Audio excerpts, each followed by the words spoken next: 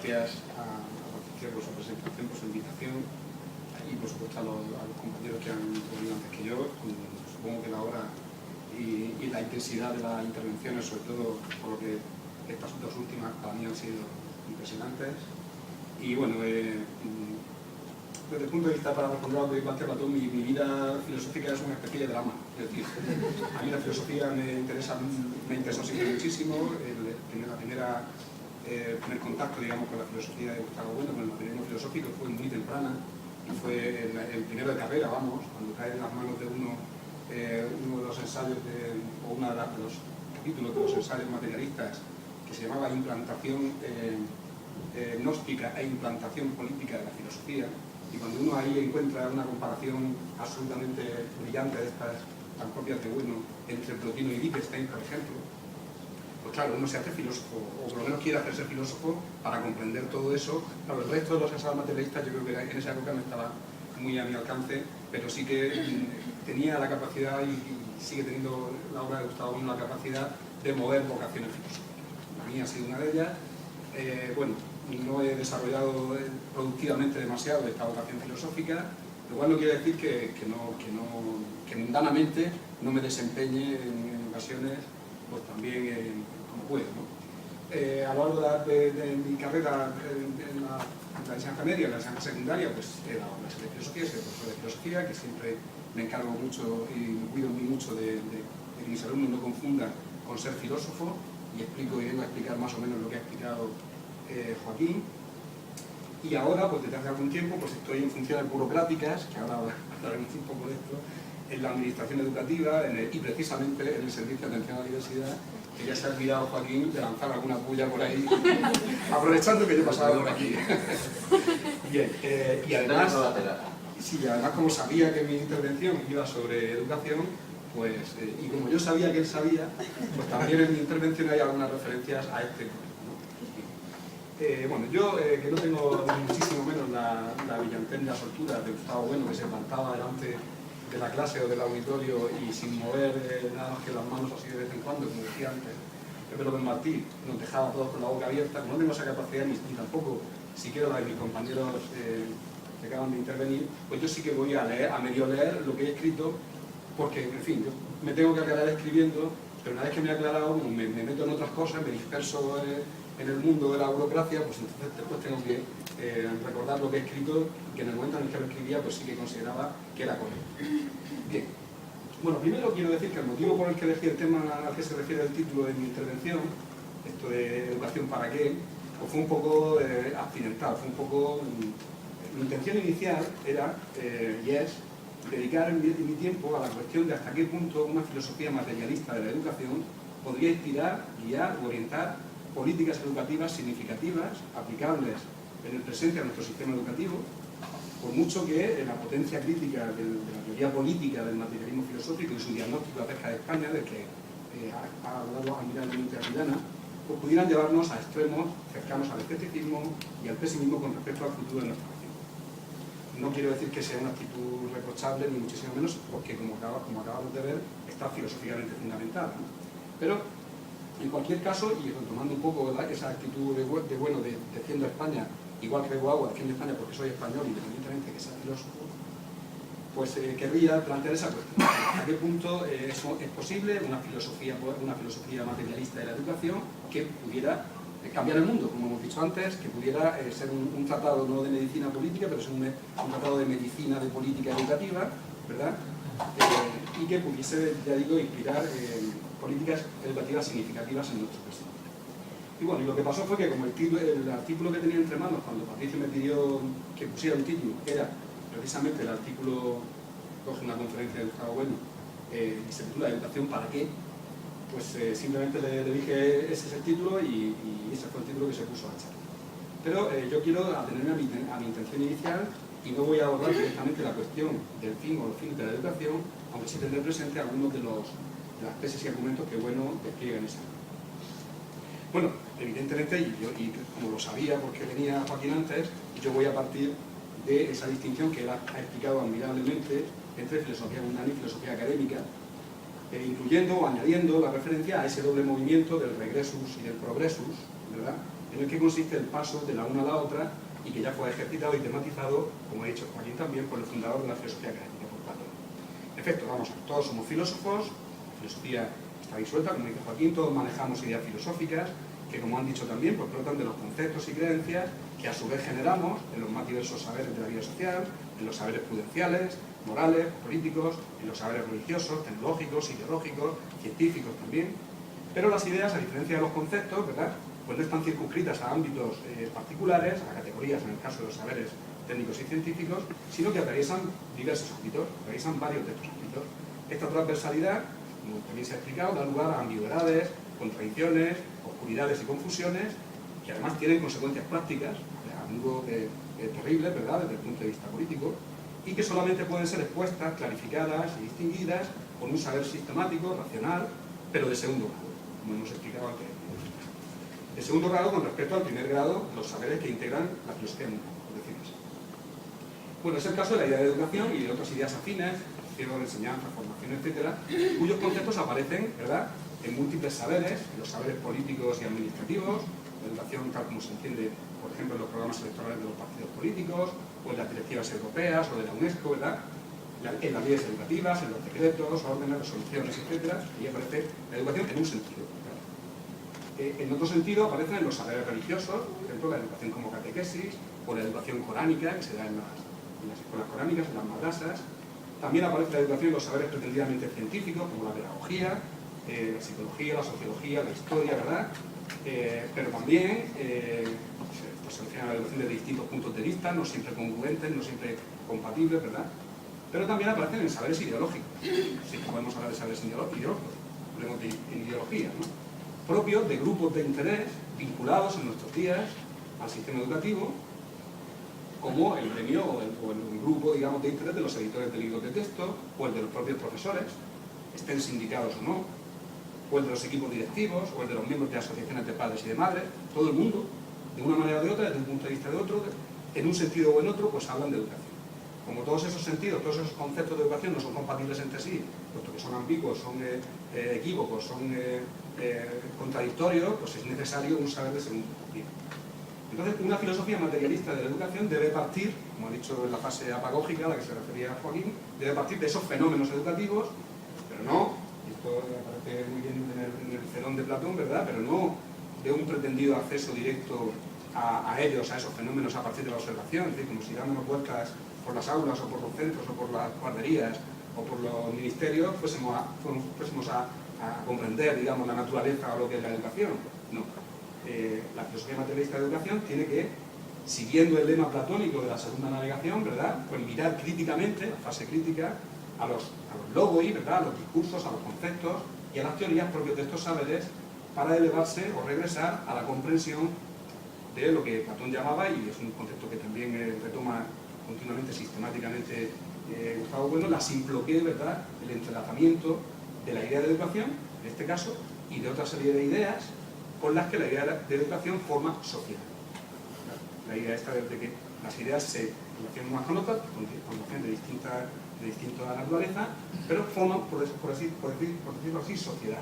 Como por ejemplo, esto aparece también en otro de los artículos de Gustavo Bueno, el de identidades y educación, ¿verdad?, la perspectiva de un filósofo, las ideas de cultura, para que está íntimamente relacionada, llegue después de esa relación, pues puede dar lugar a múltiples discusiones, ¿verdad?, y a sentar determinadas tesis, y a tomar partido por determinadas tesis y no por otras. O la idea de persona, fundamental, también, evidentemente. Aquí una teoría de teorías acerca de la educación, pues podría, digamos, referirse o tomar como punto de partida esa clasificación de las ideas de persona, las 6 ideas de persona con pertinencia en el presente, que Gustavo Bueno desarrolla o explica en el sentido de la vida, ¿verdad?, sobre la idea de persona.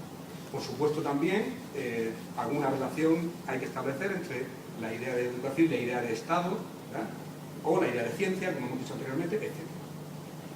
Bueno, es evidente que una parte de esta tarea ya la han llevado adelante el propio Gustavo Bueno en escritos y conferencias sobre esta temática, que son de obligada lectura, como esta que da título a la intervención, o como la de identidades y educación que acabo de mencionar, y también toda una serie de escritores, autores, pensadores, de diversas disciplinas, entre los que destaca evidentemente, como ha hecho referencia anteriormente, nuestro amigo Joaquín Robles, en cuyos textos sobre la educación para la ciudadanía, o sobre las pretensiones de cientificidad de la pedagogía, o sobre la influencia de Rousseau en la educación, pues hay elementos esenciales de lo que sería esta filosofía materialista de la educación.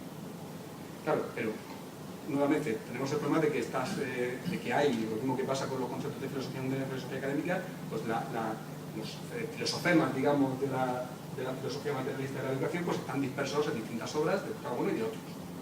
Entonces sería necesario extender, profundizar y sistematizar esta filosofía crítica de la educación, en primer lugar, como he dicho anteriormente, exponiendo el sistema de teorías alternativas con relevancia para el presente, en el que debe inscribirse la filosofía materialista de la educación y, como ha señalado también Joaquín, los criterios que subyacen a esa clasificación, a la crítica materialista, para sus tesis, sus compromisos partidistas, ¿vale?, por decirlo así, en los que ancla esta crítica materialista. Para partir de ahí, pues, también, y una vez asegurada la exhaustividad, digamos, de la clasificación, pues demostrar la superioridad dialéctica de la filosofía crítica por su capacidad para dar cuenta, responder y triturar el resto de teorías alternativas.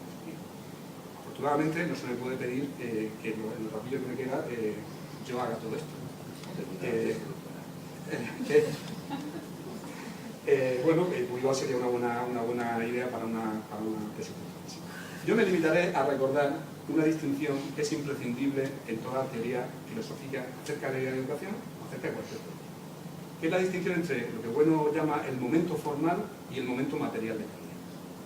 Así, quiero también insistir, quiero también subrayar, quiero recordar la doble necesidad, por un lado, de evitar la hipóstasis formalista, ¿verdad?, de la dimensión o del aspecto del momento formal, y por otro lado, la tendencia a atenerse exclusivamente al momento material, esto es, a los contenidos concretos que constituyen las materias prácticas de la educación. Estos dos momentos, ahora explicaremos, hay una relación dialéctica entre ellos, pero tan erróneo sería atenerse exclusivamente al momento formal. Ahora veremos a qué consecuencias intelectuales, políticas, filosóficas da lugar este reduccionismo formalista, pero también hay que evitar el otro error consistente en atenerse exclusivamente a los contenidos de la educación. Bien, la consideración de la idea de educación desde su momento formal tiene que ver con los aspectos genéricos, prácticamente son paráfrasis de textos de Gustavo Bueno en identidades y educación. No quiero pensar que penséis que es una elaboración propia, ¿no? Está más o menos parafraseado. Tiene que ver con los aspectos genéricos que pueden ser determinados en los diversos procesos específicos, heterogéneos entre sí, de la educación. Entonces, todo lo que puede llamarse educación, pues hay unos aspectos genéricos que valen para todos los procesos educativos, ¿vale? Y también tienen que ver con los procesos de aprendizaje, tienen una dimensión etológica, también hay la distinción entre lo educativo y lo etológico y el aprendizaje. ¿Por qué? ¿Y por qué hay estos aspectos genéricos? Pues porque todos estos procesos educativos tienen que ver siempre con un campo distributivamente organizado en torno a sujetos individuales. Bueno, insiste en que no se educa a una población, sino a los individuos que la componen. Igual que sucede con la medicina, igual que sucede con la alimentación, los dos procesos que Gustavo Bueno pone como analogía. Claro, estos sujetos individuales han de ser tomados como elementos de clases estadísticas.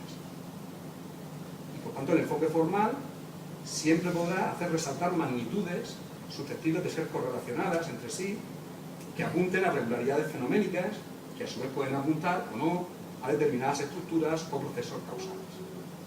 En este momento formal, como es sabido, inciden disciplinas que emplean metodologías experimentales o estadísticas, como la psicología, incluida la neuropsicología, pero también la sociología y la economía de la educación, cuyos resultados no pueden ser ignorados por cuanto la educación, que incorpora siempre aprendizajes, constituye un conjunto de procesos imprescindibles para la continuidad efectiva de cualquier grupo social que se tome como referencia y, en el caso de grupos que son estados o que son sociedades políticas, para la eutaxia, para el buen orden, para la recurrencia, ¿verdad?, en el tiempo de una sociedad política. Bien, claro, una filosofía materialista de la educación tiene que evitar que esta necesidad de la educación, que digamos tiene una raíz etológica, ¿verdad?, para la continuidad o recurrencia de la supervivencia de todo grupo social, se configure como un fin en sí mismo e inspire un enfoque formalista desaforado que nos pudiera llevar a lo que en ese artículo en Educación para que Gustavo Bueno llama, por esa gracia y con esa capacidad para acuñar expresiones no simplemente pregnantes, sino con un contenido filosófico detrás. Lo que Gustavo Bueno, el enfoque formalista desaforado de la educación, el poner el énfasis sobre todo en el momento formal de los procesos de la educación, que son momentos genéricos, que son procesos, que son aspectos genéricos de todos los procesos educativos, pues eso da lugar a lo que Bueno llama, nos puede llevar a la exaltación lisológica sublime de la educación, que está presente, ahora explicaremos esto de lo lisológico. Él llama exaltación lisológica sublime de la educación a una especie de artificio retórico que está presente, ¿verdad?, en multitud de discursos políticos, en multitud de discursos administrativos también, en las declaraciones de la UNESCO, etc. Es decir, hace falta más educación. Los problemas de la sociedad son problemas educativos. Claro, son problemas de educación, pero ¿de qué tipo de educación? Aquí el concepto de educación está empleado en un sentido genérico, ¿verdad?, sin adjetivar, sin especificar, sin decir qué tipo de educación, y esto es lo que Gustavo Bueno considera que es un lisologismo. Un lisologismo. El término está, bueno, de lisos, que supongo en griego significa algo así como vacío, o algo así como liso, a lo mejor incluso, ¿no?, ¿verdad?, por contraposición con morfológico, que es aquello que tiene una forma, ¿verdad? Claro, el concepto de educación que se emplea en estos discursos pues es liso completamente, es allanado, ¿verdad? Está equilibrado. Todas las diferencias que puede haber entre los distintos tipos de educación, puesto que nos estamos atendiendo a los aspectos genéricos, pues están allanadas o están borradas, ¿verdad? ¿No? Ahora iba eso. Si quieres, sigue tú. Bien. Claro, un lisologismo, dice Gustavo Bueno en una de estas magníficas intervenciones que están grabadas en vídeo, que se llaman teselas, ¿verdad?, y que están en la página de la Fundación Gustavo Bueno, concretamente en la tesela 111, ¿verdad?, donde explica lo que son los lisologismos, que pues dice que un lisologismo es una figura patológica del pensamiento, como puede ser un paralogismo, ¿verdad?, un tipo de falacia, ¿verdad?, por la cual las especies, como decía, como me apuntaba Joaquín, quedan anegadas por el género. Quedan borradas sus diferencias, las diferencias entre los distintos tipos de educación, e incluso quedan borradas, sobre todo, las incompatibilidades que, por la materia de la educación, pueda haber entre unos tipos de educación y otros, ¿verdad? Normalmente, cuando se utiliza este concepto lisológico de educación, la pregunta ¿para qué educación?, pues solo puede contestarse, a su vez, lisológicamente. A saber, con conceptos de fines, ¿verdad?, de objetivos o de fines, igualmente genéricos y vacíos, como hace falta más educación para que impere la justicia, hace falta más educación para que aumente el bienestar, hace falta más educación para que los seres humanos sean libres. Entonces esto efectivamente vuelve esos conceptos bienestar, justicia, libertad, etc., a ser lisológicos, porque efectivamente el bienestar, cuando vamos a la materia del bienestar, pues entonces el bienestar de unos puede ir en detrimento del bienestar de otros, la justicia para unos puede ir en contra de la justicia para otros, etc. Son términos vacíos, son términos patológicos, son figuras patológicas del pensamiento que la filosofía crítica tiene la misión de deshacer, ¿verdad? Bien. Claro, el telón de fondo, digamos, de todos estos conceptos es ese otro gran lisologismo que sería el hombre, ¿verdad? El hombre, tal como aparece en la Declaración Universal de los Derechos Humanos, el hombre sin discriminación, sin acepción de raza, sexo, cultura, religión, y el hombre abstraído de todas esas determinaciones históricas, culturales, políticas, lingüísticas, etcétera, biológicas también, ¿verdad? Pues esto, ¿qué hombre es este? No sabemos qué hombre es. Evidentemente algo tiene que haber común a todos los hombres, pero ese algo no tiene efectividad práctica, ese algo es meramente una conceptualización, una abstracción, aunque tenga una base, el fundamento de la realidad, sería, digamos, la individualidad orgánica, ¿verdad? Sería a su vez el fundamento de la ética, etc. No vamos a estar ahí por ese camino. Ahora bien, esta reducción formalista que tanto ha preocupado y que con razón, evidentemente, a la filosofía materialista, se puede empezar a conjurar ya desde dentro del propio enfoque formal. Cuando reparamos en que además de la distributividad, ¿verdad?, del campo, en el sentido de que todos los individuos en principio ahí están, son iguales, ¿verdad?, los individuos que han de ser educados, hay otra característica formal de la educación, de toda educación, digamos, que es la normatividad, y la referencia a normas. Si hablásemos de aprendizaje en un sentido teológico, hablaríamos de rutinas, pues cuando hablamos de educación como algo específicamente humano, hablamos de normas, ¿verdad? Claro, todo proceso educativo implica la elección entre normas, incluso aunque sean las normas ortográficas. No hace falta pensar en normas morales, políticas, jurídicas, no. Normas lingüísticas, evidentemente. Por lo que la educación no es nunca un proceso neutro, sino que está siempre afectado por un coeficiente axiológico, por una referencia a valores. Y estas normas o valores, como también hemos estado señalando, pues no son caídos del cielo, o no son emanados de la conciencia pura ni del sujeto trascendental, sino que son normas y valores exitosos, normas y valores victoriosos, ¿verdad?, en los procesos de la vida social, no más que se han impuesto. De ahí lo redundante y formal de la apelación, ¿verdad?, a la educación en valores. Primero, como si hubiera educación que no fuera en valores, que no presupusiera valores, y segundo, sin decir a continuación, sin especificar cuáles son las tablas de valores por las que se opta, aquellas que se desechan, aquellas a las que se enfrentan, y sobre todo, otro aspecto fundamental, cómo se han de aplicar esas tablas de valores a los contenidos y a las materias capaces de encarnar esas mismas tablas. Claro, esto abre necesariamente el paso, esta doble consideración de la característica de la distributividad, pero sobre todo la característica de la normatividad, abre el paso, abre el camino a la consideración de la educación desde sus momentos o aspectos materiales. Es decir, a la consideración de los contenidos específicos de los procesos educativos, que como hemos dicho son diversos, heterogéneos y a menudo incompatibles entre sí, o en todo caso no acumulables, frente a esa idea, ¿verdad?, que procede también de la sofística, del saber politécnico, del saber polimático, de una especie de saber universal por acumulación de saberes particulares. Claro, esta idea que inspiró los programas educativos de la Unión Soviética, esta idea del hombre nuevo que debía, también del anarquismo, que debía asumir todos los saberes, pues esto es completamente absurdo a día de hoy, y supongo que ya entonces, pues porque evidentemente no hay tiempo en la vida de un hombre para acumular todos esos saberes, además de que esos saberes, en la medida en que algunos de ellos tengan sus raíces en lenguas o sean saberes que hagan referencia a lenguas, pues supondría que un hombre tendría que aprender todas las lenguas, y esto pues es completamente absurdo. Claro, la clasificación de los contenidos materiales de la educación debe tener en cuenta las circunstancias requeridas para que pueda darse el proceso educativo, el proceso educacional distributivo. Y estas circunstancias, pues o bien se refieren a los contenidos distribuibles, a los contenidos normados, a aquello que se enseña, ¿verdad?, o bien se refieren a los propios individuos que han de ser capaces de asimilar esos contenidos. La consideración material tiene que hacer referencia a las circunstancias en las que se producen los procesos educativos, y esas circunstancias tienen que ver con los contenidos y con los propios sujetos que han de ser analizados. Claro, los contenidos son íntegramente contenidos culturales, y los individuos, al menos en nuestra sociedad, son por institución jurídica personas.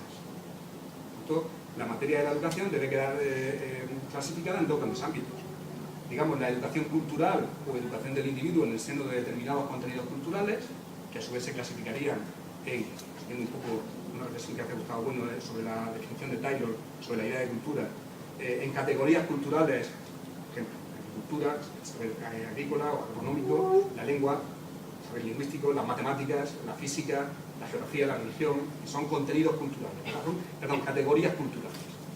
O también se podría clasificar los contenidos culturales en esferas culturales, y así pues diríamos que el individuo se educaría en la cultura azteca, en la cultura clásica, en la cultura hispánica, en la cultura catalana o gallega.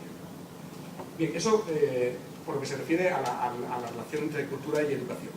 Evidentemente, como los individuos que han de ser educados son personas, pues la otra dimensión, la otra materia, digamos, el otro ámbito en el que quedaría clasificada la materia de la educación, pues sería la educación personal o la educación del individuo en el proceso ontogenético de su constitución como persona. Bueno, aquí es donde es pertinente toda la reflexión a la que ha hecho referencia Joaquín sobre Protágoras y sobre la educación del hombre, la formación del ciudadano, etc. Entonces no voy a entrar. Bien, quienes se han ocupado de la educación desde las premisas del materialismo filosófico, empezando por el propio Gustavo Bueno, y lo hemos visto aquí también, han insistido mucho en que las relaciones entre los aspectos formales y los materiales, así como las relaciones entre los aspectos culturales y los personales, no son meras aplicaciones de los unos en los otros, sino que son relaciones dialécticas que implican conflictos e incompatibilidades. Hemos hecho hincapié.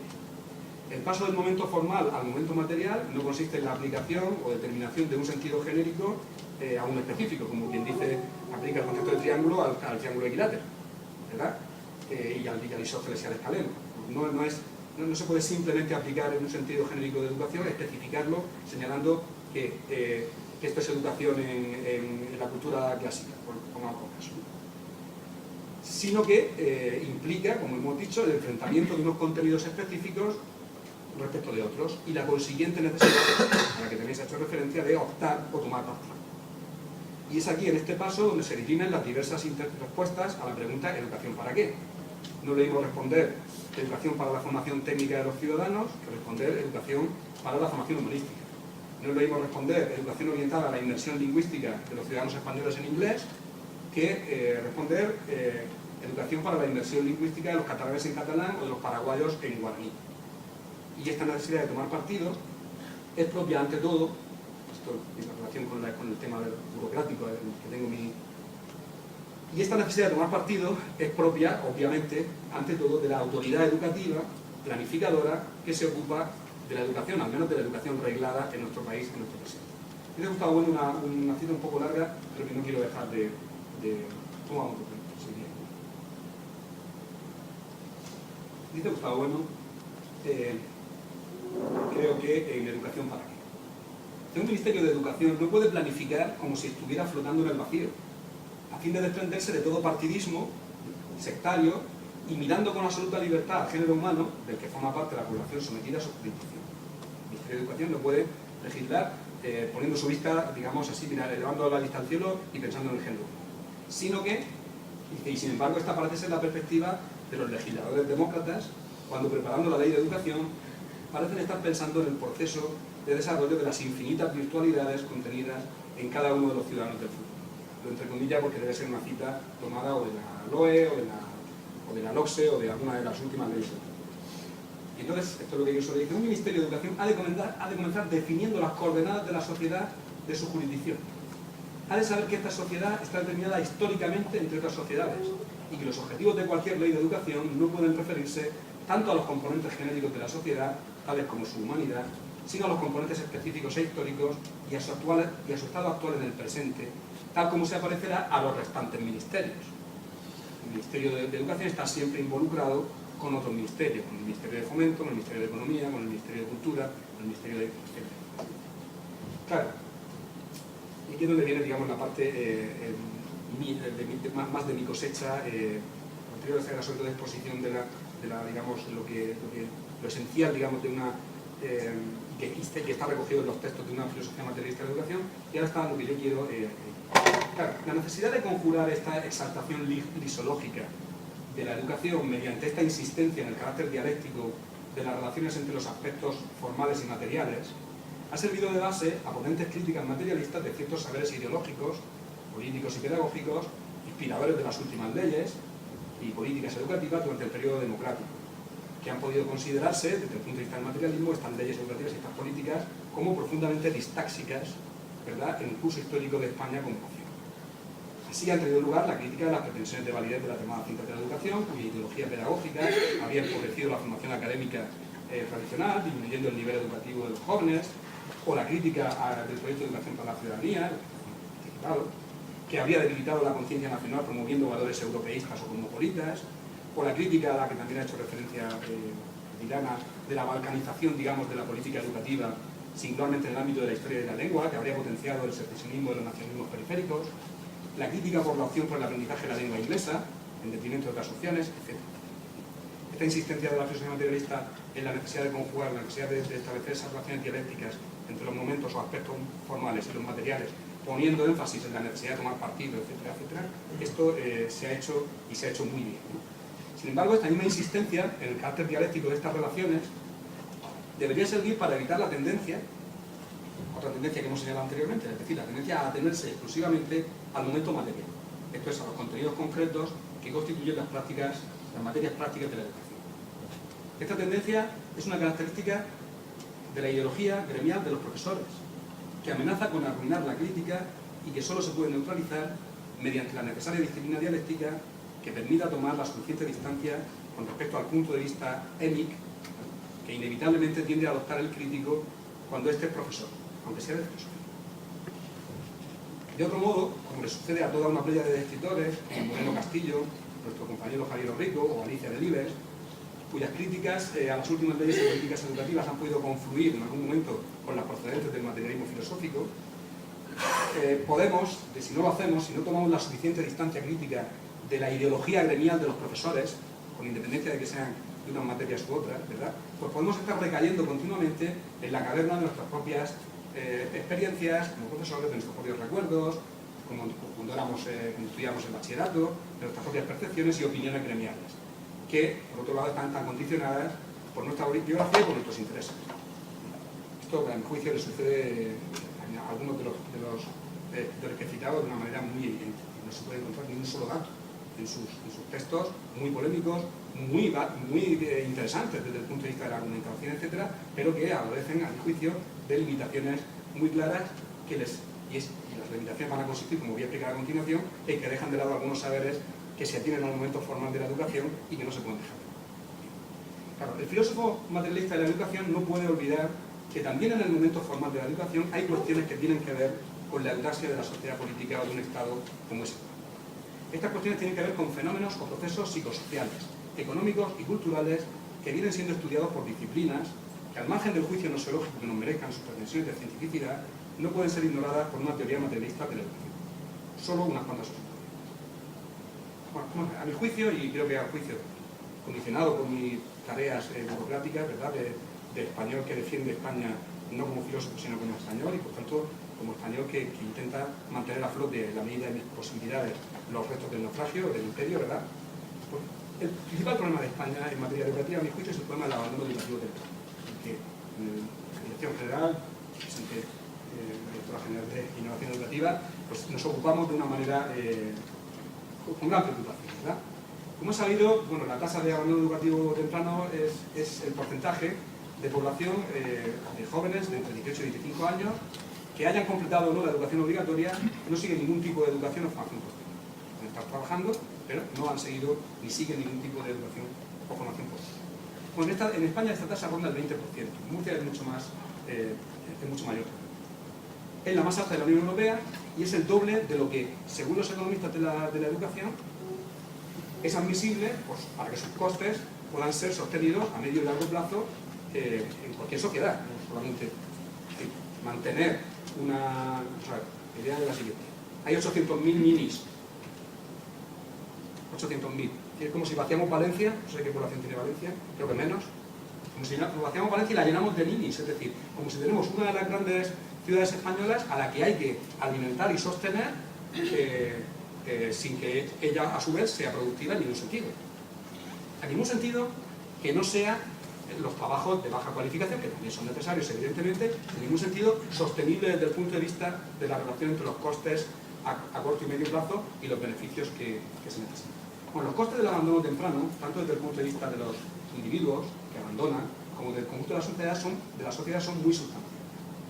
Las estimaciones acerca del impacto del abandono sobre la inserción laboral en cuestiones que afectan a la participación en el mercado de trabajo, la probabilidad de encontrar empleo, la estabilidad del mismo empleo, los salarios y la productividad de estos jóvenes que abandonan con respecto a los que no abandonan. El hecho de tener el bachillerato ya es un predictor de la estabilidad del trabajo que vas a poder encontrar. El bachillerato es un ciclo de grado medio, una formación posobligatoria, que es de lo que se trata y es a lo que apunta el objetivo de reducción de la tasa de abandono educativo. Bueno, los costes y las estimaciones del impacto económico que tiene pues son aterradoras. Claro, pero todavía van más allá las estimaciones que hacen los economistas de la educación. Y alcanzan aspectos, a base de la estadística, aspectos individuales, como el nivel de salud y la esperanza de vida, y aspectos sociales, como la tasa de criminalidad, los costes para el erario público, menor recaudación impositiva, mayor propensión a utilizar ayudas públicas, etc. Y los costes sociales indirectos, ¿verdad?, por la pérdida de externalidades positivas derivadas de un mayor nivel formativo o de una menor productividad del trabajo. Es decir, lo que es la pérdida de externalidades positivas es lo que se deja de ingresar, con respecto a lo que se habría ingresado si esos jóvenes hubiesen tenido una formación posobligatoria. Bueno, es obvio, y esto es indiscutible, que las causas de este fenómeno pues son variadas y no son solamente educativas. Algunas tienen que ver con variables personales, como el sexo y la procedencia. Si la procedencia es extranjera, como la del 12% del alumnado no universitario en España, pues entonces el riesgo o la probabilidad de abandono se duplica. Y otras causas tienen que ver con variables del entorno, como la capacidad socioeconómica de las familias, esto ya lo sabemos de sobra, el nivel de estudios de los padres, la cultura de cada región y de cada grupo social, la valoración del estudio que hacen, del trabajo intelectual, etc. La estructura y la coyuntura económicas, evidentemente, las oscilaciones o las variaciones en el mercado de trabajo, sobre todo las que tienen que ver con el empleo juvenil, pues son muy determinantes de los niveles de las variaciones que se producen en la tasa de abandono educativo temprano. Cuanto más empleo juvenil se crea, pues hay un atractor ahí en el mercado de trabajo que hace que saca a los chavales, a los jóvenes de las escuelas, ¿no? de los institutos.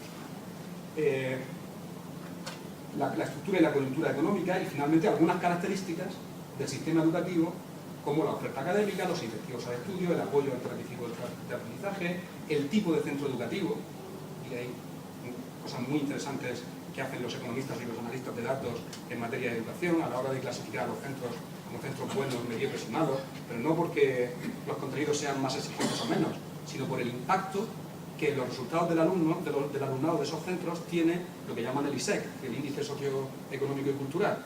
Hay centros donde tener un ISEC bajo impacta mucho en los alumnos y por tanto los alumnos de baja extracción sociocultural pues fracasan mucho más que en otros centros. En España solo el 5% de la... Perdón, en España solo... No, en España era más. Estoy un poco de memoria. En Murcia solo el 5% del alumnado está escolarizado en centros buenos. El resto lo está en centros mediocres y malos. Entendiendo por buenos, malos y mediocres, insisto, el impacto, o hecha esa distinción en función del impacto que el ISEC del alumno y de la familia y del entorno tiene sobre el rendimiento del alumno. Todos los centros son iguales. Y no por nada, sino porque sus prácticas educativas son diferentes. Unos lo hacen mejor, otros lo hacen peor. Y esto también se puede ver después si voy a hablar. Claro, tengan el peso que tengan, estas últimas variables son las que tienen que ver con el fracaso escolar y son aquellas sobre las que una política educativa pues puede incidir. No podemos modificar la estructura económica, no podemos influir sobre la coyuntura económica del sistema educativo, quizás sí, pero sobre todo sobre lo que podemos incidir es sobre la intervención educativa, sobre lo que se hace en los centros para que los mediocres sean buenos y los malos sean mediocres y después pasen a ser buenos. Bueno, esta intervención debe tener lugar sobre la base de una comprensión científica, y pongamos todas las comillas que queramos, de las características de los individuos y de sus capacidades y dificultades de aprendizaje. El riesgo de fracaso escolar y el fracaso escolar como tal son más frecuentes entre el alumnado que llamamos con necesidad específica de apoyo educativo. Este alumnado representa el 15% del alumnado no universitario. Y de ellos, más del 40% son alumnos con dificultades como la dislexia, la discalculia, los trastornos específicos del lenguaje o el TDAH famoso. Bueno, se estima, y aquí hay variaciones, que solo la dislexia podría estar detrás de entre el 20 y el 40% del fracaso escolar del alumnado en España. Y que en el 90% de los casos se diagnostica con dislexia. Es decir, cuando el alumno ya o está a punto de fracasar, o ha fracasado, o ha tirado. La dislexia no es un problema, como voy a explicar, no es un problema de hablar solamente de la dislexia, sino de lo que ahora hablamos como las funciones ejecutivas del cerebro, las disfunciones ejecutivas. Y no es un problema cognitivo, no son tontos, no tienen un coeficiente de inteligencia inferior al tuyo, o al mío, o al de cualquiera de los que estamos aquí. Tienen un problema de determinados circuitos neuronales que con una determinada adaptación, que a veces es simplemente digamos hacer el puente del canal fonológico y que lo que el niño en lugar de leer, pues simplemente tú se lo lees, pues con eso el niño entiende y de la otra manera no entendería. Y otras adaptaciones muy sencillas. Y no sé, algo parecido a ponerse las gafas. No hay que hacer nada con respecto a los contenidos, simplemente el acceso a los contenidos, el acceso a los contenidos desde el punto de vista físico, lo que puede hacer que un alumno que esté fracasando, pues no fracase. Bien. Bueno, la neuropsicología, sin la que cualquier pedagogía está condenada a la inanidad, como bien sabe Joaquín, la neuropsicología explica la mayor parte de estas dificultades y trastornos como disfunciones ejecutivas del cerebro, que afectan a las llamadas habilidades no cognitivas del individuo.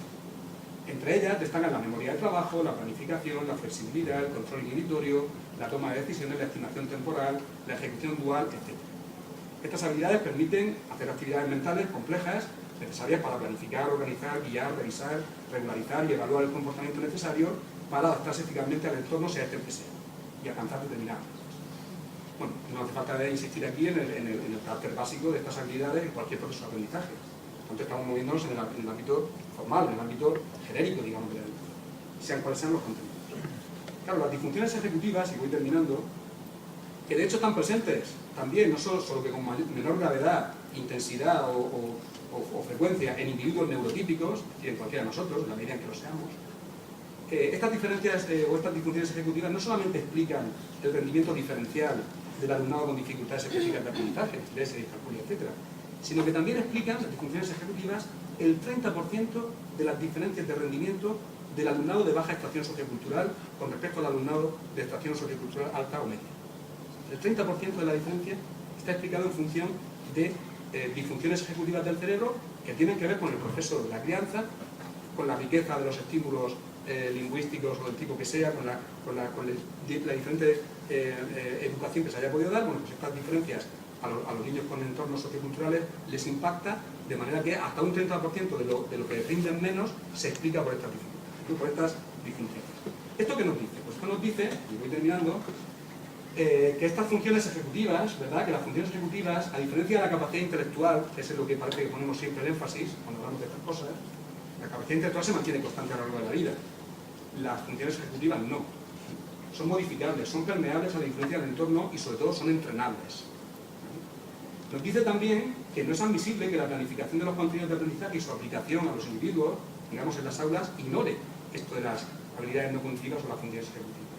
Que las dé por supuestas como un resultado de la educación difusa, ¿verdad? O de la crianza, como un resultado que ya no se puede modificar. A nosotros nos vienen así, y nosotros ¿qué vamos a hacer? Si en su familia los códigos lingüísticos son restringidos, pues nosotros ¿qué vamos a hacer? No vamos a enriquecer su vocabulario. Hombre, ¿cómo que no? Claro que puedes enriquecer su vocabulario. Bien, tampoco es admisible que el sistema educativo y la aplicación de los contenidos a los individuos se atenga al nivel de desarrollo de esas funciones o habilidades en el alumnado medio, que es lo que desde siempre ha hecho el sistema educativo. Ha funcionado con el alumnado medio, es decir, con el alumnado que tiene un nivel medio de desarrollo de esas funciones ejecutivas y también de su capacidad intelectual. Es decir, no ha sido capaz de responder, como bien sabemos, ni al alumnado con altas capacidades, ni al alumnado que está por debajo con dificultad de aprendizaje, ya sean debidas a este tipo de problemas neuropsicológicos o ya sean debidas a problemas de sociocultura. Claro, no es admisible porque son estas actitudes, el de considerar que esto tiene que hacerlo en la casa, o el considerar que yo voy y doy mi clase para el alumno medio, ¿verdad? Esto lo único que hace es, y estas son actitudes arraigadas en la cultura pedagógica tradicional del profesorado, son estas actitudes las que están contribuyendo, no solamente ellas, pero también ellas, junto con otros factores, a la situación que nos muestran los datos inaceptables de repetición de cursos, de bajas tasas de graduación en educación secundaria y de titulación en enseñanzas posobligatorias. Hay una parte de la explicación de la situación del sistema educativo español que tiene que ver con la cultura pedagógica tradicional que ha desdeñado, también por ignorancia, evidentemente, también por ignorancia, ha desdeñado este trabajo en el ámbito de las funciones ejecutivas del cerebro, de las habilidades no cognitivas, se ha centrado en lo cognitivo, si el alumno aprende o no aprende esto que yo le estoy diciendo y que si no me lo memoriza y me lo reproduce tal cual, pues entonces no está aprobado, y si se ha equivocado y ha cometido 3 faltas de ortografía, pues entonces está suspenso, cuando la ortografía es algo completamente, optativo, algo completamente ridículo. Es decir, una reforma ortográfica del español, pues se acaba con las faltas de ortografía mañana. No, evidentemente, es que ha habido reformas ortográficas del español. ¿O no las ha habido? Bien, puede haberlas. Si con esto nos quitamos un problema, ¿verdad? Pues, ¿por qué no? Bien. Sí, también puedo formalizar. También, claro. Bueno, pues lo único que digo es que las neurociencias, la psicología del aprendizaje y la economía y la sociología de la educación llevan décadas convergiendo en una nueva pedagogía que nada tiene que ver con el hombre de paja al que muchos han dirigido sus críticas. Otros, con un andamiaje filosófico mucho menos sistemático y mucho menos potente que el del materialismo filosófico, y estoy pensando, por ejemplo, ya se las caracteriza poner, en José Antonio Marina y sus colaboradores, ¿verdad? Otros, como él, hace algún tiempo que ya se han dado cuenta de esto, que la confluencia de las neurociencias, la psicología del aprendizaje, la economía y la sociología de la educación nos pueden dar pautas para una nueva pedagogía. Y ellos, de hecho, están trabajando en la empresa de una nueva teoría filosófica de la educación que aliente esa nueva pedagogía y una reforma de la política educativa. una teoría de la educación, por tanto, con una proyección práctica y política que les ha llevado a proponer el famoso libro blanco, ¿verdad?, de la profesión docente y su entorno escolar, y que con independencia del juicio noseológico que nos merezca esta empresa, e incluso con independencia del juicio moral que nos merezcan los intereses que puedan estar detrás, ¿verdad?, pues el materialismo filosófico, entiendo yo, no puede mirar para otro lado, no puede circunscribir su teoría de la educación al momento material de la idea de educación, sino que debe desplegar todo su arsenal de conceptos para responder, dar cuenta y, en su caso, triturar esta, la marina y otras teorías de la educación con vigencia en el presente. No creo que sea ingenuo ni estúpido esperar, en el progreso de esa filosofía materialista de la educación hacia los fenómenos de la constelación educativa en nuestro país, orientaciones prácticas para mejorar nuestra política educativa, evitando ese escepticismo o ese pesimismo sobre el futuro de nuestro país que a menudo, desgraciadamente, nos invade.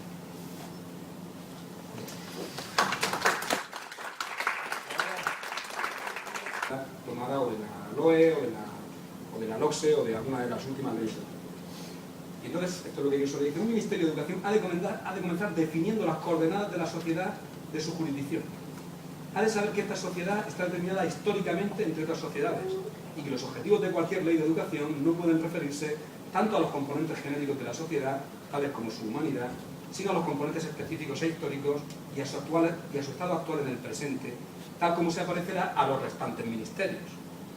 El Ministerio de Educación está siempre involucrado con otros ministerios, con el Ministerio de Fomento, con el Ministerio de Economía, con el Ministerio de Cultura, con el Ministerio de... Claro, y aquí es donde viene, digamos, la parte más de mi cosecha, posterior a la sobre todo exposición de digamos, lo esencial, digamos, de una... que está recogido en los textos de una filosofía materialista de la educación, y ahora está lo que yo quiero... claro, la necesidad de conjurar esta exaltación lisológica de la educación mediante esta insistencia en el carácter dialéctico de las relaciones entre los aspectos formales y materiales ha servido de base a potentes críticas materialistas de ciertos saberes ideológicos, políticos y pedagógicos, inspiradores de las últimas leyes y políticas educativas durante el periodo democrático, que han podido considerarse, desde el punto de vista del materialismo, estas leyes educativas y estas políticas como profundamente distáxicas, ¿verdad?, en el curso histórico de España como nación. Así ha tenido lugar la crítica de las pretensiones de validez de la llamada ciencia de la educación, cuya ideología pedagógica había empobrecido la formación académica tradicional, disminuyendo el nivel educativo de los jóvenes, o la crítica del proyecto de educación para la ciudadanía, que había debilitado la conciencia nacional promoviendo valores europeístas o cosmopolitas, o la crítica a la que también ha hecho referencia Tirana, de la balcanización, digamos, de la política educativa, singularmente en el ámbito de la historia de la lengua, que habría potenciado el secesionismo de los nacionalismos periféricos, la crítica por la opción por el aprendizaje de la lengua inglesa, en detrimento de otras opciones, etc. Esta insistencia de la filosofía materialista en la necesidad de conjugar, la necesidad de establecer esas relaciones dialécticas entre los momentos o aspectos formales y los materiales, poniendo énfasis en la necesidad de tomar partido, etcétera, etcétera, esto se ha hecho y se ha hecho muy bien, ¿no? Sin embargo, esta misma insistencia en el carácter dialéctico de estas relaciones debería servir para evitar la tendencia, otra tendencia que hemos señalado anteriormente, es decir, la tendencia a atenerse exclusivamente al momento material, esto es, a los contenidos concretos que constituyen las materias prácticas de la educación. Esta tendencia es una característica de la ideología gremial de los profesores, que amenaza con arruinar la crítica y que solo se puede neutralizar mediante la necesaria disciplina dialéctica que permita tomar la suficiente distancia con respecto al punto de vista émic que inevitablemente tiende a adoptar el crítico cuando éste es profesor, aunque sea de filosofía. De otro modo, como le sucede a toda una playa de escritores, y como ha señalado también Joaquín, los criterios que subyacen a esa clasificación, a la crítica materialista, para sus tesis, sus compromisos partidistas, ¿vale?, por decirlo así, es lo que ancla esta crítica materialista. Para partir de ahí, bien, y una vez asegurada la exhaustividad, digamos, de la clasificación, pues demostrar la superioridad dialéctica de la filosofía crítica por su capacidad para dar cuenta, responder y triturar el resto de teorías alternativas. Afortunadamente no se me puede pedir que en el ratillo que me queda yo haga todo esto. Bueno, pues igual sería una buena idea para una tesis. Yo me limitaré a recordar una distinción que es imprescindible en toda teoría filosófica acerca de la educación, acerca de cualquier tema, que es la distinción entre lo que Bueno llama el momento formal y el momento material de la idea. Así, quiero también insistir, quiero también subrayar, quiero recordar la doble necesidad por un lado, de evitar la hipóstasis formalista, ¿verdad?, de la dimensión o del aspecto o del momento formal, y por otro lado, la tendencia a atenerse exclusivamente al momento material, esto es, a los contenidos concretos que constituyen las materias prácticas de la educación. ¿Vale? Estos dos momentos, lo explicaremos, hay una relación dialéctica entre ellos, pero tan erróneo sería atenerse exclusivamente al momento formal. Ahora veremos a qué consecuencias intelectuales, políticas, filosóficas da lugar este reduccionismo formalista, pero también hay que evitar el otro error consistente en atenerse exclusivamente a los contenidos de la educación, ¿no? Bien, la consideración de la idea de educación desde su momento formal tiene que ver con los aspectos genéricos, prácticamente son paráfrasis de textos de Gustavo Bueno en Identidades y Educación. No quiero pensar que penséis que es una elaboración propia, ¿no? Está más o menos parafraseado. Tiene que ver con los aspectos genéricos que pueden ser determinados en los diversos procesos específicos, heterogéneos entre sí, de la educación. Todo lo que puede llamarse educación, pues hay unos aspectos genéricos que valen para todos los procesos educativos, ¿vale? Y también tienen que ver con los procesos de aprendizaje, tiene una dimensión etológica, también hay la distinción entre lo educativo y lo etológico y el aprendizaje. ¿Por qué? ¿Y por qué hay estos aspectos genéricos? Pues porque todos estos procesos educativos tienen que ver siempre con un campo distributivamente organizado en torno a sujetos individuales.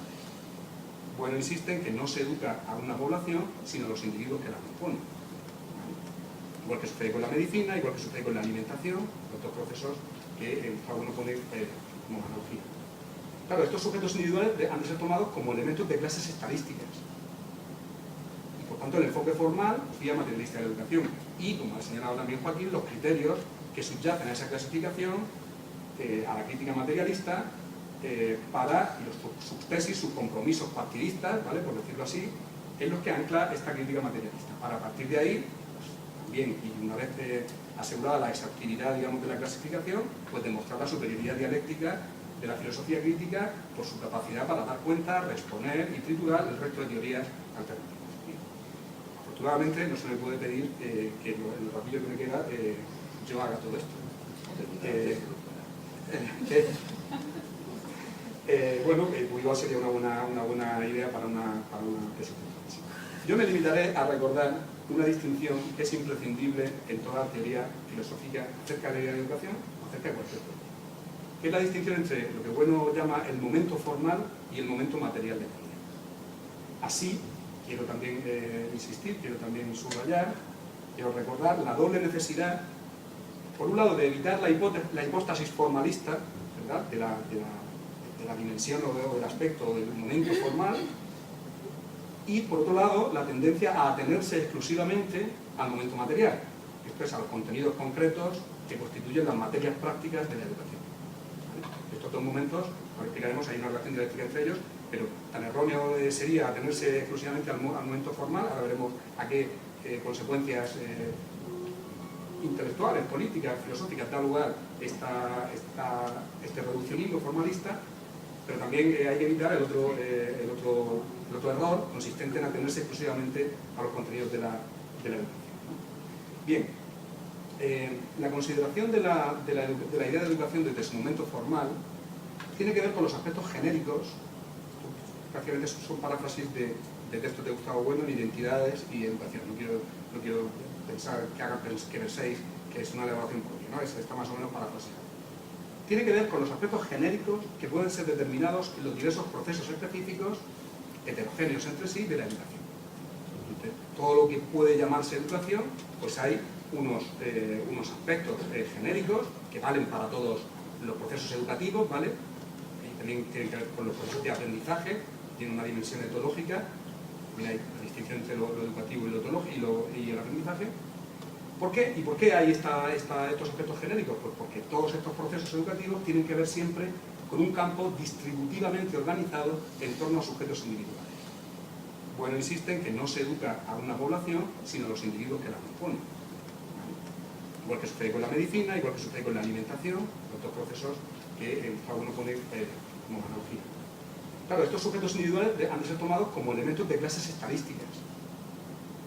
Y por tanto, como el gremio o el grupo, digamos, de interés de los editores de libros de texto, o el de los propios profesores, estén sindicados o no, o el de los equipos directivos, o el de los miembros de asociaciones de padres y de madres. Todo el mundo, de una manera o de otra, desde un punto de vista de otro, en un sentido o en otro, pues hablan de educación. Como todos esos sentidos, todos esos conceptos de educación no son compatibles entre sí, puesto que son ambiguos, son equívocos, son contradictorios, pues es necesario un saber de segundo tipo. Entonces, una filosofía materialista de la educación debe partir, como ha dicho en la fase apagógica a la que se refería Joaquín, debe partir de esos fenómenos educativos, pero no, y esto aparece muy bien en el Cedón de Platón, ¿verdad?, pero no de un pretendido acceso directo a ellos, a esos fenómenos a partir de la observación, es decir, como si dándonos vueltas por las aulas o por los centros o por las guarderías o por los ministerios fuésemos a comprender, digamos, la naturaleza o lo que es la educación. No. La filosofía materialista de educación tiene que, siguiendo el lema platónico de la segunda navegación, ¿verdad?, pues mirar críticamente, la fase crítica, a los logoi, ¿verdad?, a los discursos, a los conceptos y a las teorías propios de estos saberes para elevarse o regresar a la comprensión de lo que Platón llamaba, y es un concepto que también retoma continuamente, sistemáticamente Gustavo Bueno, la simploqué, ¿verdad?, el entrelazamiento de la idea de educación, en este caso, y de otra serie de ideas con las que la idea de educación forma sociedad. La idea esta de que las ideas se relacionan unas con otras, con relaciones de distinta naturaleza, pero forman, por decirlo así, sociedad.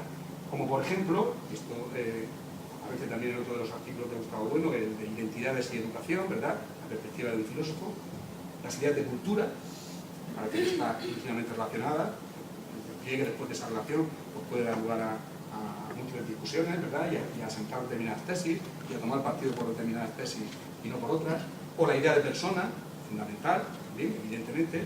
Aquí una teoría de teorías acerca de la educación, pues podría, digamos, referirse o tomar como punto de partida esa clasificación de las ideas de persona, las 6 ideas de persona con pertinencia en el presente, que Gustavo Bueno desarrolla o explica en el sentido de la vida, ¿verdad?, sobre la idea de persona. Por supuesto también, alguna relación hay que establecer entre la idea de educación y la idea de Estado, ¿verdad?, o la idea de ciencia, como hemos dicho anteriormente, etc. Bueno, es evidente que una parte de esta tarea ya la han llevado adelante el propio Gustavo Bueno, en escritos y conferencias sobre esta temática, que son de obligada lectura, como esta que da título a la intervención, o como la de identidades y educación que acabo de mencionar, y también toda una serie de escritores, autores, pensadores, de diversas disciplinas, entre los que destaca evidentemente, como ha hecho referencia anteriormente, nuestro amigo Joaquín Robles, en cuyos textos sobre la educación para la ciudadanía, o sobre las pretensiones de cientificidad de la pedagogía, o sobre la... Esto es lo que yo suelo decir: un ministerio de educación ha de comenzar definiendo las coordenadas de la sociedad de su jurisdicción. Ha de saber que esta sociedad está determinada históricamente entre otras sociedades, y que los objetivos de cualquier ley de educación no pueden referirse tanto a los componentes genéricos de la sociedad, tales como su humanidad, sino a los componentes específicos e históricos y a su estado actual en el presente, tal como se aparecerá a los restantes ministerios. El Ministerio de Educación está siempre involucrado con otros ministerios, con el Ministerio de Fomento, con el Ministerio de Economía, con el Ministerio de Cultura, con el Ministerio de... Claro, y aquí es donde viene, digamos, la parte más de mi cosecha, posterior a la sobre todo exposición de digamos, lo esencial, digamos, de una... que está recogido en los textos de una filosofía materialista de la educación, y ahora está lo que yo quiero... Claro, la necesidad de conjurar esta exaltación lisológica de la educación mediante esta insistencia en el carácter dialéctico de las relaciones entre los aspectos formales y materiales ha servido de base a potentes críticas materialistas de ciertos saberes ideológicos, políticos y pedagógicos, inspiradores de las últimas leyes y políticas educativas durante el periodo democrático, que han podido considerarse, desde el punto de vista del materialismo, estas leyes educativas y estas políticas como profundamente distáxicas, ¿verdad?, en el curso histórico de España como nación. Así ha tenido lugar la crítica de las pretensiones de validez de la llamada ciencia de la educación, cuya ideología pedagógica había empobrecido la formación académica tradicional, disminuyendo el nivel educativo de los jóvenes, o la crítica del proyecto de educación para la ciudadanía, que habría debilitado la conciencia nacional promoviendo valores europeístas o cosmopolitas, o la crítica a la que también ha hecho referencia Tirana, de la balcanización, digamos, de la política educativa, singularmente en el ámbito de la historia de la lengua, que habría potenciado el secesionismo de los nacionalismos periféricos, la crítica por la opción por el aprendizaje de la lengua inglesa, en detrimento de otras opciones, etc. esta insistencia de la filosofía materialista en la necesidad de conjugar, la necesidad de establecer esas relaciones dialécticas entre los momentos o aspectos formales y los materiales, poniendo énfasis en la necesidad de tomar partido, etcétera, etcétera, esto se ha hecho y se ha hecho muy bien, ¿no? Sin embargo, esta misma insistencia en el carácter dialéctico de estas relaciones debería servir para evitar la tendencia, otra tendencia que hemos señalado anteriormente, es decir, la tendencia a atenerse exclusivamente al momento material, esto es, a los contenidos concretos que constituyen las materias prácticas de la educación. Esta tendencia es una característica de la ideología gremial de los profesores, que amenaza con arruinar la crítica y que solo se puede neutralizar mediante la necesaria disciplina dialéctica que permita tomar la suficiente distancia con respecto al punto de vista émic que inevitablemente tiende a adoptar el crítico cuando éste es profesor, aunque sea de filosofía. De otro modo, como le sucede a toda una playa de escritores, como Moreno Castillo, nuestro compañero Javier Rico o Alicia Delibes, cuyas críticas a las últimas leyes y además, como sabía que mi intervención iba sobre educación, pues, y como yo sabía que él sabía, pues también en mi intervención hay algunas referencias a este tema, ¿no? Bueno, yo que no tengo muchísimo menos la brillantez, la soltura de Gustavo Bueno, que se plantaba delante de la clase o del auditorio y sin mover nada más que las manos así de vez en cuando, como decía antes Pedro del Martí, nos dejaba a todos con la boca abierta, como no tengo esa capacidad ni tampoco siquiera la de mis compañeros que acaban de intervenir, pues yo sí que voy a leer, a medio leer lo que he escrito, porque, en fin, yo me tengo que aclarar escribiendo, pero una vez que me he aclarado, me meto en otras cosas, me disperso en el mundo de la burocracia, pues entonces después tengo que recordar lo que he escrito, que en el momento en el que lo escribía, pues sí que consideraba que era correcto. Bien. Bueno, primero quiero decir que el motivo por el que elegí el tema al que se refiere el título de mi intervención, esto de educación para qué, pues fue un poco accidental, fue un poco... Mi intención inicial era, y es, dedicar mi tiempo a la cuestión de hasta qué punto una filosofía materialista de la educación podría inspirar, guiar o orientar políticas educativas significativas, aplicables en el presente a nuestro sistema educativo, por mucho que la potencia crítica de la teoría política del materialismo filosófico y su diagnóstico acerca de España, del que ha hablado admirablemente Arrillana, pues pudieran llevarnos a extremos cercanos al escepticismo y al pesimismo con respecto al futuro de nuestra nación. No quiero decir que sea una actitud reprochable, ni muchísimo menos, porque como acabamos de ver, está filosóficamente fundamentada, ¿no?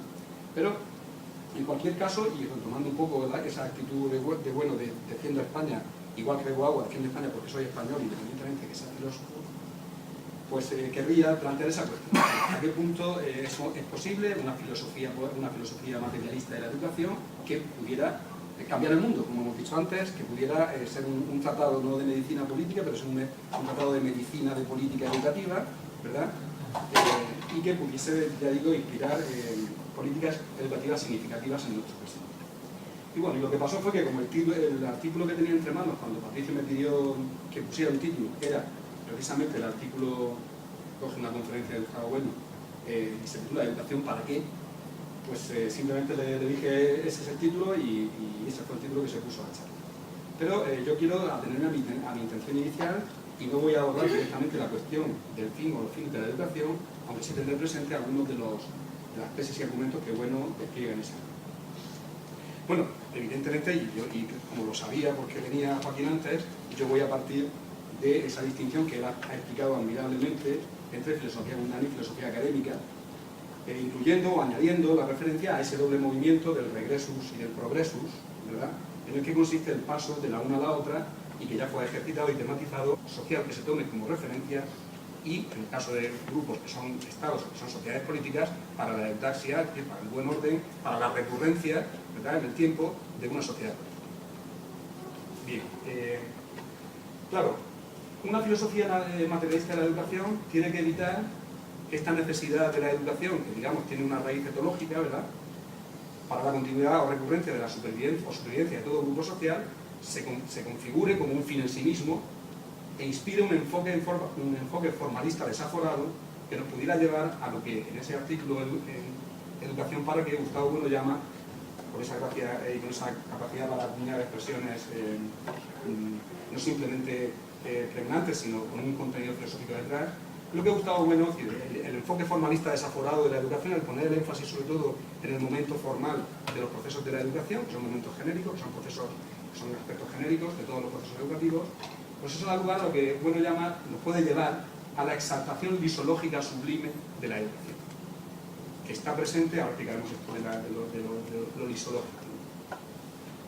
Él llama exaltación lisológica sublime de la educación a una especie de artificio retórico que está presente, ¿verdad?, en multitud de discursos políticos, en multitud de discursos administrativos también, en las declaraciones de la UNESCO, etc. Es decir, hace falta más educación. Los problemas de la sociedad son problemas educativos. Claro, son problemas de educación, pero ¿de qué tipo de educación? Aquí el concepto de educación está empleado en un sentido genérico, ¿verdad?, sin adjetivar, sin especificar, sin decir qué tipo de educación, y esto es lo que Gustavo Bueno considera que es un lisologismo. Un lisologismo. El término está, bueno, de lisos, que supongo en griego significa algo así como vacío, o algo así como liso, a lo mejor incluso, ¿no?, ¿verdad?, por contraposición con morfológico, que es aquello que tiene una forma, ¿verdad?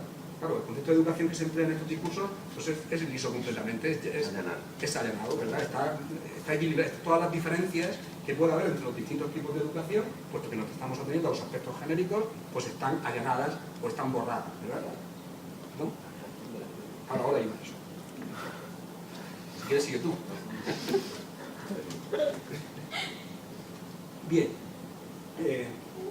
Claro, un lisologismo, dice Gustavo Bueno en una de estas magníficas intervenciones que están grabadas en vídeo, que se llaman teselas, ¿verdad?, y que están en la página de la Fundación Gustavo Bueno, concretamente en la tesela 111, ¿verdad?, donde explica lo que son los lisologismos, que pues dice que un lisologismo es una figura patológica del pensamiento, como puede ser un paralogismo, ¿verdad?, un tipo de falacia, ¿verdad?, por la cual las especies, como decía, como me apuntaba Joaquín, quedan anegadas por el genio.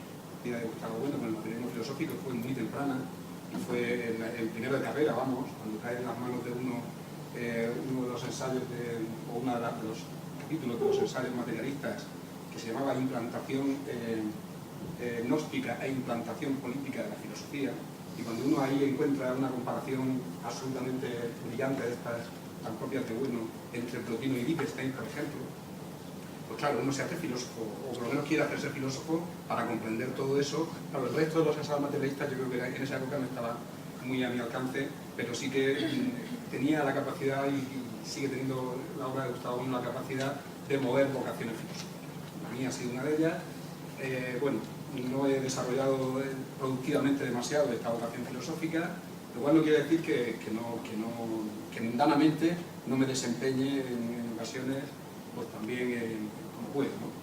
A lo largo de mi carrera en la enseñanza media, en la enseñanza secundaria, pues he dado clases de filosofía, soy profesor de filosofía, que siempre me encargo mucho y me cuido mucho de que mis alumnos no confundan con ser filósofo, y vengo a explicar más o menos lo que ha explicado Joaquín. Y ahora, pues desde hace algún tiempo, pues estoy en funciones burocráticas, que ahora hablaremos un poco de esto, en la administración educativa y precisamente en el servicio de atención a la diversidad, que ya se ha olvidado Joaquín de lanzar alguna puya por ahí, aprovechando que yo he pasado por aquí. Bien, y además, como sabía que mi intervención iba sobre educación, pues, y como yo sabía que él sabía, pues también en mi intervención hay algunas referencias a este tema.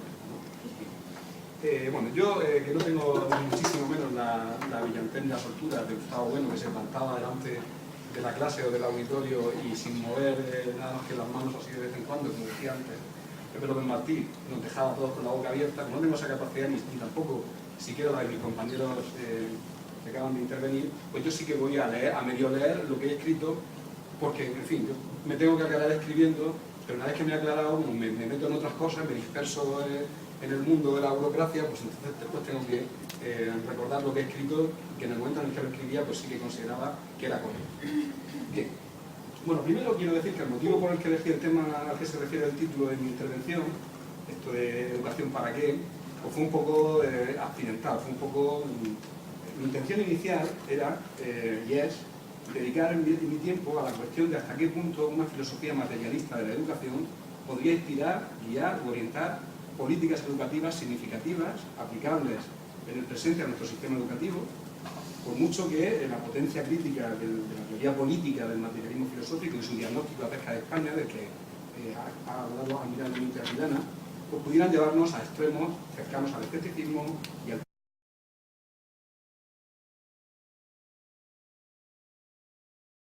Muchísimas gracias a Patricia por su presentación, por su invitación y por supuesto a los compañeros que han intervenido antes que yo. Supongo que la hora y la intensidad de las intervenciones, sobre todo por lo que estas dos últimas para mí han sido impresionantes. Y bueno, desde el punto de vista, para responder a lo que plantea Platón, mi vida filosófica es una especie de drama. Es decir, a mí la filosofía me interesó siempre muchísimo. El primer contacto, digamos, con la filosofía de Gustavo Bueno, con el materialismo filosófico, fue muy temprana, y fue el primero de carrera, vamos, cuando cae en las manos de uno de los ensayos o uno de los capítulos de los ensayos materialistas, que se llamaba Implantación gnóstica e implantación política de la filosofía, y cuando uno ahí encuentra una comparación absolutamente brillante de estas tan propias de Bueno entre Plotino y Wittgenstein, por ejemplo, pues claro, uno se hace filósofo, o por lo menos quiere hacerse filósofo para comprender todo eso. Claro, el resto de los ensayos materialistas yo creo que en esa época no estaba muy a mi alcance, pero sí que tenía la capacidad, y sigue teniendo la obra de Gustavo Bueno, la capacidad de mover vocaciones filosóficas. A mí ha sido una de ellas. Bueno, no he desarrollado productivamente demasiado esta vocación filosófica, lo cual no quiere decir que mundanamente no me desempeñe en ocasiones, pues también como puedo, ¿no? A lo largo de mi carrera en la enseñanza media, en la enseñanza secundaria, pues he dado clases de filosofía, soy profesor de filosofía, que siempre me encargo mucho y me cuido muy mucho de que mis alumnos no confundan con ser filósofo, y explico y vengo a explicar más o menos lo que ha explicado Joaquín. Y ahora, pues desde hace algún tiempo, pues estoy en funciones burocráticas, que ahora hablaremos un poco de esto, en la administración educativa y precisamente en el servicio de atención a la diversidad, que ya se ha olvidado Joaquín de lanzar alguna puya por ahí, aprovechando que yo he pasado por aquí. Bien, y además, como sabía que mi intervención iba sobre educación, pues, y como yo sabía que él sabía, pues también en mi intervención hay algunas referencias a este tema.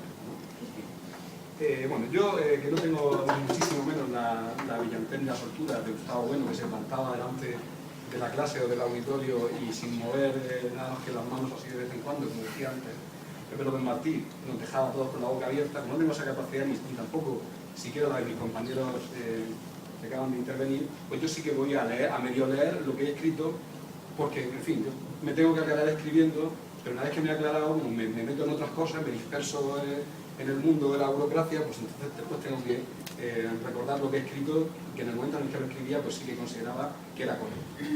Bien.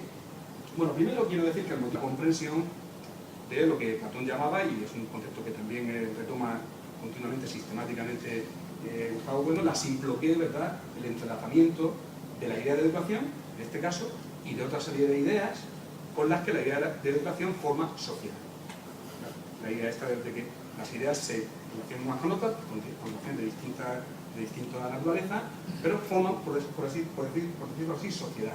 Como por ejemplo, esto aparece también en otro de los artículos de Gustavo Bueno, el de identidades y educación, ¿verdad?, la perspectiva de un filósofo, las ideas de cultura, parece que está íntimamente relacionada, el pliegue después de esa relación pues puede dar lugar a múltiples discusiones, ¿verdad?, y a sentar determinadas tesis, y a tomar partido por determinadas tesis y no por otras. O la idea de persona, fundamental, también, evidentemente. Aquí una teoría de teorías acerca de la educación pues podría, digamos, referirse o tomar como punto de partida esa clasificación de las ideas de persona, las 6 ideas de persona con pertinencia en el presente, que Gustavo Bueno desarrolla o explica en el sentido de la vida, ¿verdad?, sobre la idea de persona. Por supuesto también alguna relación hay que establecer entre la idea de educación y la idea de Estado, ¿verdad?, o la idea de ciencia, como hemos dicho anteriormente, etc. Bueno, es evidente que una parte de esta tarea ya la han llevado adelante el propio Gustavo Bueno, en escritos y conferencias sobre esta temática, que son de obligada lectura, como esta que da título a la intervención, o como la de Identidades y Educación que acabo de mencionar, y también toda una serie de escritores, autores, pensadores de diversas disciplinas, entre los que destaca evidentemente, como ha hecho referencia anteriormente, nuestro amigo Joaquín Robles, en cuyos textos sobre la educación para la ciudadanía, o sobre las pretensiones de cientificidad de la pedagogía, o sobre la influencia de Rousseau en la educación, pues hay elementos esenciales de lo que sería esta filosofía materialista de la educación. Claro, pero nuevamente tenemos el problema de que hay, lo mismo que pasa con los conceptos de filosofía académica, pues los filosofemas, digamos, de la filosofía materialista de la educación, pues están dispersos en distintas obras de Gustavo Bueno y de otros. Entonces sería necesario extender, profundizar y sistematizar esta filosofía crítica de la educación, en primer lugar, como he dicho anteriormente, exponiendo el sistema de teorías alternativas con relevancia para el presente, en el que debe inscribirse la filosofía materialista de la educación y, como ha señalado también Joaquín, los criterios que subyacen a esa clasificación, a la crítica materialista, para sus tesis, sus compromisos partidistas, ¿vale?, por decirlo así, en los que ancla esta crítica materialista. Para partir de ahí, pues, también, y una vez asegurada la exhaustividad, digamos, de la clasificación, pues demostrar la superioridad dialéctica de la filosofía crítica por su capacidad para dar cuenta, responder y triturar el resto de teorías alternativas. Afortunadamente no se me puede pedir que en el ratillo que me queda yo haga todo esto.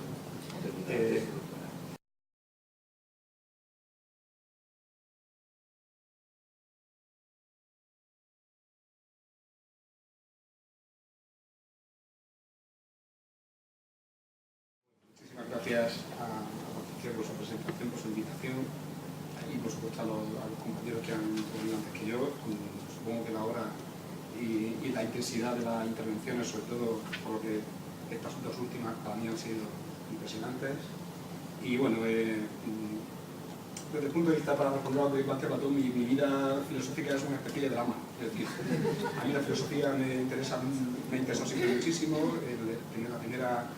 El primer contacto, digamos, con la filosofía de Gustavo Bueno, con el materialismo filosófico, fue muy temprana, y fue el primero de carrera, vamos, cuando cae en las manos de uno de los ensayos, o uno de los capítulos de los ensayos materialistas, que se llamaba Implantación gnóstica e implantación política de la filosofía, y cuando uno ahí encuentra una comparación absolutamente brillante de estas tan propias de Bueno entre Plotino y Wittgenstein, por ejemplo, pues claro, uno se hace filósofo, o por lo menos quiere hacerse filósofo para comprender todo eso. Claro, el resto de los ensayos materialistas yo creo que en esa época no estaba muy a mi alcance, pero sí que tenía la capacidad, y sigue teniendo la obra de Gustavo Bueno la capacidad de mover vocaciones filosóficas. La mía ha sido una de ellas. Bueno, no he desarrollado productivamente demasiado esta vocación filosófica, lo cual no quiere decir que mundanamente no me desempeñe en ocasiones, pues también como puedo, ¿no? A lo largo de mi carrera en la enseñanza media, en la enseñanza secundaria, pues he dado clases de filosofía, soy profesor de filosofía, que siempre me encargo mucho y me cuido muy mucho de que mis alumnos no confundan con ser filósofo, y explico y vengo a explicar más o menos lo que ha explicado Joaquín. Y ahora, pues desde hace algún tiempo, pues estoy en funciones burocráticas, que ahora hablaremos un poco de esto, en la administración educativa y precisamente en el servicio de atención a la diversidad, que ya se ha olvidado Joaquín de lanzar alguna puya por ahí, aprovechando que yo pasaba por aquí. Bien, y además, como sabía que mi intervención iba sobre educación, pues, y como yo sabía que él sabía, pues también en mi intervención hay algunas referencias a este tema. Bueno, yo que no tengo muchísimo menos la brillantez ni la soltura de Gustavo Bueno, que se plantaba delante de la clase o del auditorio y sin mover nada más que las manos así de vez en cuando, como decía antes Pepe López Martí, nos dejaba a todos con la boca abierta. Como no tengo esa capacidad ni tampoco siquiera la de mis compañeros que acaban de intervenir, pues yo sí que voy a leer, a medio leer lo que he escrito, porque, en fin, yo me tengo que aclarar escribiendo, pero una vez que me he aclarado, me meto en otras cosas, me disperso en el mundo de la burocracia, pues entonces después tengo que recordar lo que he escrito, que en el momento en el que lo escribía, pues sí que consideraba que era correcto. Bien. Bueno, primero quiero decir que el motivo por el que elegí el tema al que se refiere el título de mi intervención, esto de educación para qué, pues fue un poco accidental, fue un poco... Mi intención inicial era, y es, dedicar mi tiempo a la cuestión de hasta qué punto una filosofía materialista de la educación podría inspirar, guiar o orientar políticas educativas significativas, aplicables en el presente a nuestro sistema educativo, por mucho que la potencia crítica de la teoría política del materialismo filosófico y su diagnóstico acerca de España, del que ha hablado admirablemente Arribana, pues pudieran llevarnos a extremos cercanos al escepticismo y al pesimismo con respecto al futuro de nuestra nación. no quiero decir que sea una actitud reprochable, ni muchísimo menos, porque como acabamos de ver, está filosóficamente fundamentada, ¿no? Pero, en cualquier caso, y retomando un poco, ¿verdad?, esa actitud de bueno, de defiendo a España, igual que bebo agua, defiendo a España porque soy español, independientemente de que sea filósofo, pues querría plantear esa cuestión. ¿A qué punto eso es posible una filosofía materialista de la educación que pudiera cambiar el mundo, como hemos dicho antes, que pudiera ser un tratado no de medicina política, pero ser un tratado de medicina de política educativa, ¿verdad? Y que pudiese, ya digo, inspirar políticas educativas significativas en nuestro presente. Y bueno, y lo que pasó fue que como el artículo que tenía entre manos cuando Patricio me pidió que pusiera un título era precisamente el artículo, coge una conferencia de Gustavo Bueno, y se titula ¿Educación para qué? Pues simplemente le dije ese es el título y ese fue el título que se puso a la charla. Pero yo quiero atenerme a mi intención inicial y no voy a abordar directamente la cuestión del fin o los fines de la educación, aunque sí tendré presente algunos de las tesis y argumentos que Bueno despliega en ese ámbito. Bueno, evidentemente, y como lo sabía porque venía Joaquín antes, yo voy a partir de esa distinción que él ha explicado admirablemente entre filosofía mundana y filosofía académica, incluyendo o añadiendo la referencia a ese doble movimiento del regressus y del progressus, ¿verdad?, en el que consiste el paso de la una a la otra y que ya fue ejercitado y tematizado, como ha dicho Joaquín también, por el fundador de la filosofía académica, por Platón. En efecto, vamos, todos somos filósofos, la filosofía está disuelta, como dice Joaquín, todos manejamos ideas filosóficas que, como han dicho también, pues brotan de los conceptos y creencias que a su vez generamos en los más diversos saberes de la vida social, en los saberes prudenciales, morales, políticos, en los saberes religiosos, tecnológicos, ideológicos, científicos también. Pero las ideas, a diferencia de los conceptos, ¿verdad?, pues no están circunscritas a ámbitos particulares, a categorías en el caso de los saberes técnicos y científicos, sino que atraviesan diversos ámbitos, atraviesan varios de estos ámbitos. Esta transversalidad, como también se ha explicado, da lugar a ambigüedades, contradicciones, oscuridades y confusiones, que además tienen consecuencias prácticas, algo terrible, ¿verdad?, desde el punto de vista político, y que solamente pueden ser expuestas, clarificadas y distinguidas con un saber sistemático, racional, pero de segundo grado, como hemos explicado antes. De segundo grado con respecto al primer grado, los saberes que integran la filosofía mundana, por decirlo así. Bueno, es el caso de la idea de educación y de otras ideas afines, educación, enseñanza, formación, etcétera, cuyos conceptos aparecen, ¿verdad?, en múltiples saberes, en los saberes políticos y administrativos, la educación tal como se entiende, por ejemplo, en los programas electorales de los partidos políticos, o en las directivas europeas, o de la UNESCO, ¿verdad?, en las leyes educativas, en los decretos, órdenes, resoluciones, etcétera, y aparece la educación en un sentido. En otro sentido aparecen en los saberes religiosos, por ejemplo, la educación como catequesis, o la educación coránica, que se da en las escuelas coránicas, en las madrasas. También aparece la educación en los saberes pretendidamente científicos, como la pedagogía, la psicología, la sociología, la historia, ¿verdad? Pero también pues se refiere a la educación desde distintos puntos de vista, no siempre congruentes, no siempre compatibles, ¿verdad? Pero también aparecen en saberes ideológicos, sí que podemos hablar de saberes ideológicos, hablemos en ideología, ¿no?, propios de grupos de interés vinculados en nuestros días al sistema educativo, como el gremio o el grupo, digamos, de interés de los editores de libros de texto, o el de los propios profesores, estén sindicados o no, o el de los equipos directivos, o el de los miembros de asociaciones de padres y de madres. Todo el mundo, de una manera o de otra, desde un punto de vista de otro, en un sentido o en otro, pues hablan de educación.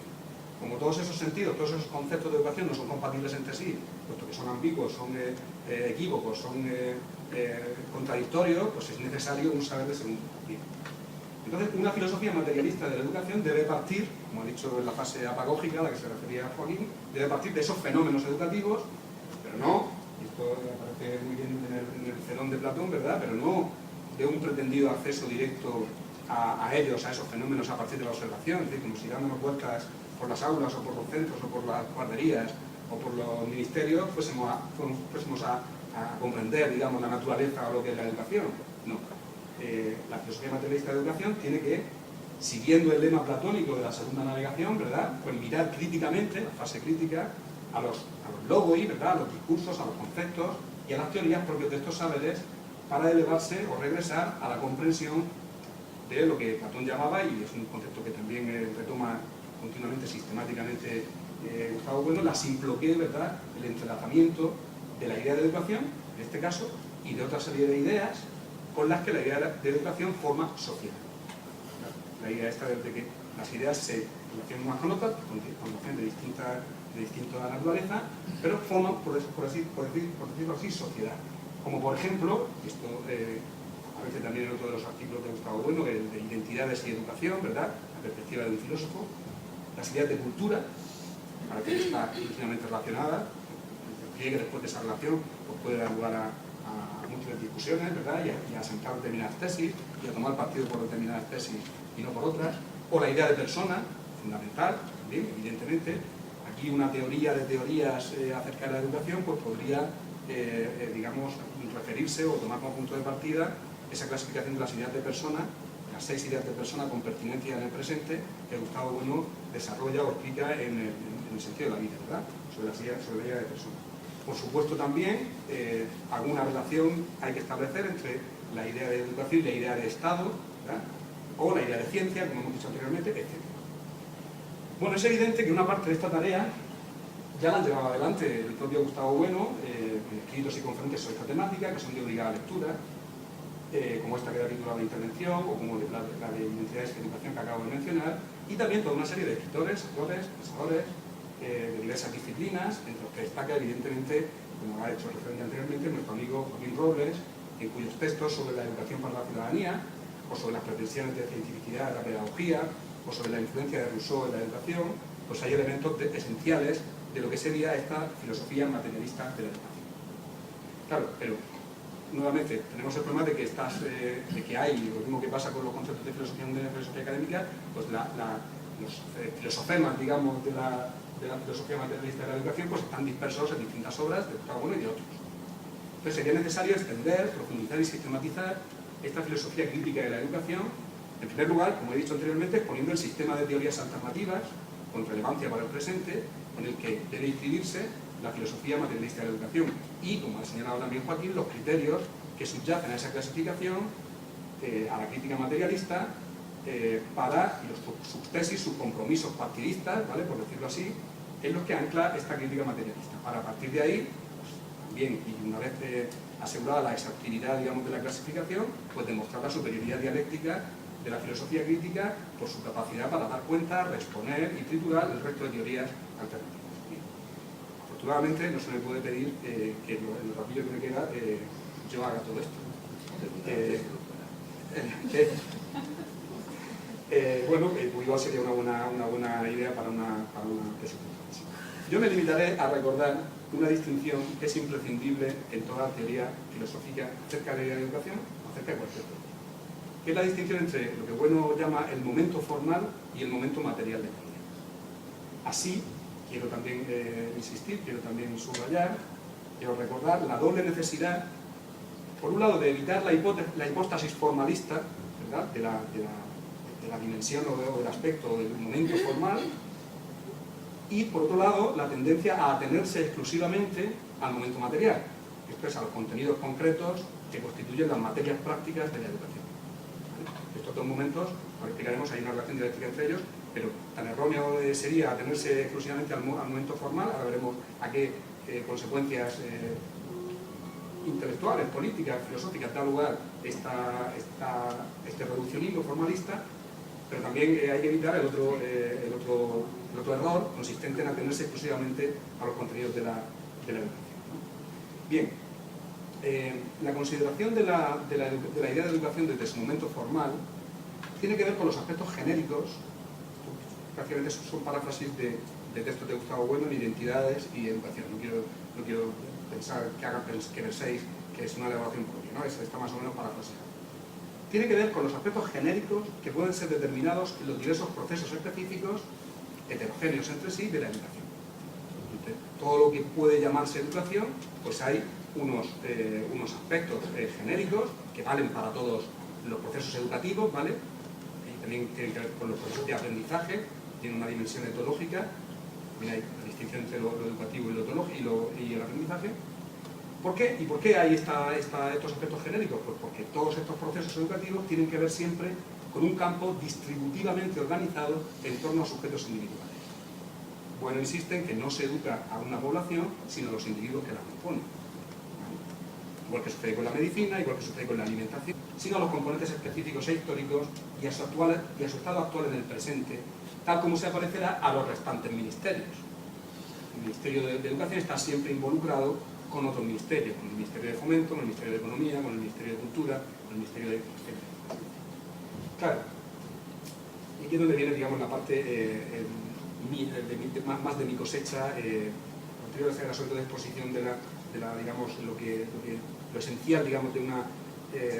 que está recogido en los textos de una filosofía materialista de la educación, y ahora está lo que yo quiero... Claro, la necesidad de conjurar esta exaltación lisológica de la educación mediante esta insistencia en el carácter dialéctico de las relaciones entre los aspectos formales y materiales ha servido de base a potentes críticas materialistas de ciertos saberes ideológicos, políticos y pedagógicos, inspiradores de las últimas leyes y políticas educativas durante el periodo democrático, que han podido considerarse, desde el punto de vista del materialismo, estas leyes educativas y estas políticas como profundamente distáxicas, ¿verdad?, en el curso histórico de España como nación. Así ha tenido lugar la crítica de las pretensiones de validez de las llamadas ciencias de la educación, cuya ideología pedagógica había empobrecido la formación académica tradicional, disminuyendo el nivel educativo de los jóvenes, o la crítica del proyecto de educación para la ciudadanía, que había debilitado la conciencia nacional promoviendo valores europeístas o cosmopolitas, o la crítica a la que también ha hecho referencia Dirana, de la balcanización, digamos, de la política educativa, singularmente en el ámbito de la historia de la lengua, que habría potenciado el secesionismo de los nacionalismos periféricos, la crítica por la opción por el aprendizaje de la lengua inglesa, en detrimento de otras opciones, etc. Esta insistencia de la filosofía materialista en la necesidad de conjugar, la necesidad de establecer esas relaciones dialécticas entre los momentos o aspectos formales y los materiales, poniendo énfasis en la necesidad de tomar partido, etcétera, etcétera, esto se ha hecho y se ha hecho muy bien, ¿no? Sin embargo, esta misma insistencia en el carácter dialéctico de estas relaciones debería servir para evitar la tendencia, otra tendencia que hemos señalado anteriormente, es decir, la tendencia a atenerse exclusivamente al momento material, esto es, a los contenidos concretos que constituyen las materias prácticas de la educación. Esta tendencia es una característica de la ideología gremial de los profesores, que amenaza con arruinar la crítica y que solo se puede neutralizar mediante la necesaria disciplina dialéctica que permita tomar la suficiente distancia con respecto al punto de vista émic que inevitablemente tiende a adoptar el crítico cuando éste es profesor, aunque sea de filosofía. De otro modo, como le sucede a toda una playa de escritores, como Moreno Castillo, nuestro compañero Javier Rico o Alicia Delibes, cuyas críticas a las últimas leyes y políticas educativas han podido confluir en algún momento con las procedentes del materialismo filosófico, podemos, si no lo hacemos, si no tomamos la suficiente distancia crítica de la ideología gremial de los profesores, con independencia de que sean de unas materias u otras, ¿verdad?, pues podemos estar recayendo continuamente en la caverna de nuestras propias experiencias como profesores, de nuestros propios recuerdos, como cuando estudiamos el bachillerato, de nuestras propias percepciones y opiniones gremiales, que, por otro lado, están tan condicionadas por nuestra biografía y por nuestros intereses. Esto, a mi juicio, le sucede a algunos de los que he citado de una manera muy evidente. No se puede encontrar ni un solo dato en sus textos, muy polémicos, muy interesantes desde el punto de vista de la argumentación, etcétera, pero que adolecen, a mi juicio, de limitaciones muy claras y las limitaciones van a consistir, como voy a explicar a continuación, en que dejan de lado algunos saberes que se atienen al momento formal de la educación y que no se pueden dejar. Claro, el filósofo materialista de la educación no puede olvidar que también en el momento formal de la educación hay cuestiones que tienen que ver con la eutanasia de la sociedad política o de un Estado como ese. Estas cuestiones tienen que ver con fenómenos o procesos psicosociales, económicos y culturales que vienen siendo estudiados por disciplinas que, al margen del juicio nosológico que nos merezcan sus pretensiones de cientificidad, no pueden ser ignoradas por una teoría materialista de la educación. Solo unas cuantas opciones. Bueno, a mi juicio, y creo que al juicio condicionado por mis tareas burocráticas, ¿verdad?, de español que defiende España no como filósofo sino como español, y por tanto como español que intenta mantener a flote, en la medida de mis posibilidades, los restos del naufragio, del imperio, ¿verdad? Pues el principal problema de España en materia educativa, a mi juicio, es el problema del abandono educativo temprano, que la Dirección General, presente la Directora General de Innovación Educativa, pues nos ocupamos de una manera con gran preocupación, ¿verdad? Como he sabido, bueno, la tasa de abandono educativo temprano es el porcentaje de población de jóvenes de entre 18 y 25 años que hayan completado o no la educación obligatoria, no siguen ningún tipo de educación o formación posterior. Pueden estar trabajando, pero no han seguido ni siguen ningún tipo de educación o formación posterior. Bueno, en España esta tasa ronda el 20%, en Murcia es mucho mayor. Es la más alta de la Unión Europea y es el doble de lo que, según los economistas de la educación, es admisible pues, para que sus costes puedan ser sostenidos a medio y largo plazo en cualquier sociedad, no solamente mantener una... la idea es la siguiente. Hay 800.000 ninis. 800.000. Es como si vaciamos Valencia, no sé qué población tiene Valencia, creo que menos. Como si vaciamos Valencia y la llenamos de ninis, es decir, como si tenemos una de las grandes ciudades españolas a la que hay que alimentar y sostener sin que ella a su vez sea productiva en ningún sentido. En ningún sentido que no sea los trabajos de baja cualificación, que también son necesarios evidentemente, en ningún sentido sostenible desde el punto de vista de la relación entre los costes a corto y medio plazo y los beneficios que se necesitan. Bueno, los costes del abandono temprano, tanto desde el punto de vista de los individuos que abandonan, como del conjunto de la sociedad son muy sustanciales. Las estimaciones acerca del impacto del abandono sobre la inserción laboral en cuestiones que afectan a la participación en el mercado de trabajo, la probabilidad de encontrar empleo, la estabilidad del mismo empleo, los salarios y la productividad de estos jóvenes que abandonan con respecto a los que no abandonan, el hecho de tener el bachillerato ya es un predictor de la estabilidad del trabajo que vas a poder encontrar, el bachillerato, un ciclo de grado medio, una formación posobligatoria, que es de lo que se trata y es a lo que apunta el objetivo de reducción de la tasa de abandono educativo.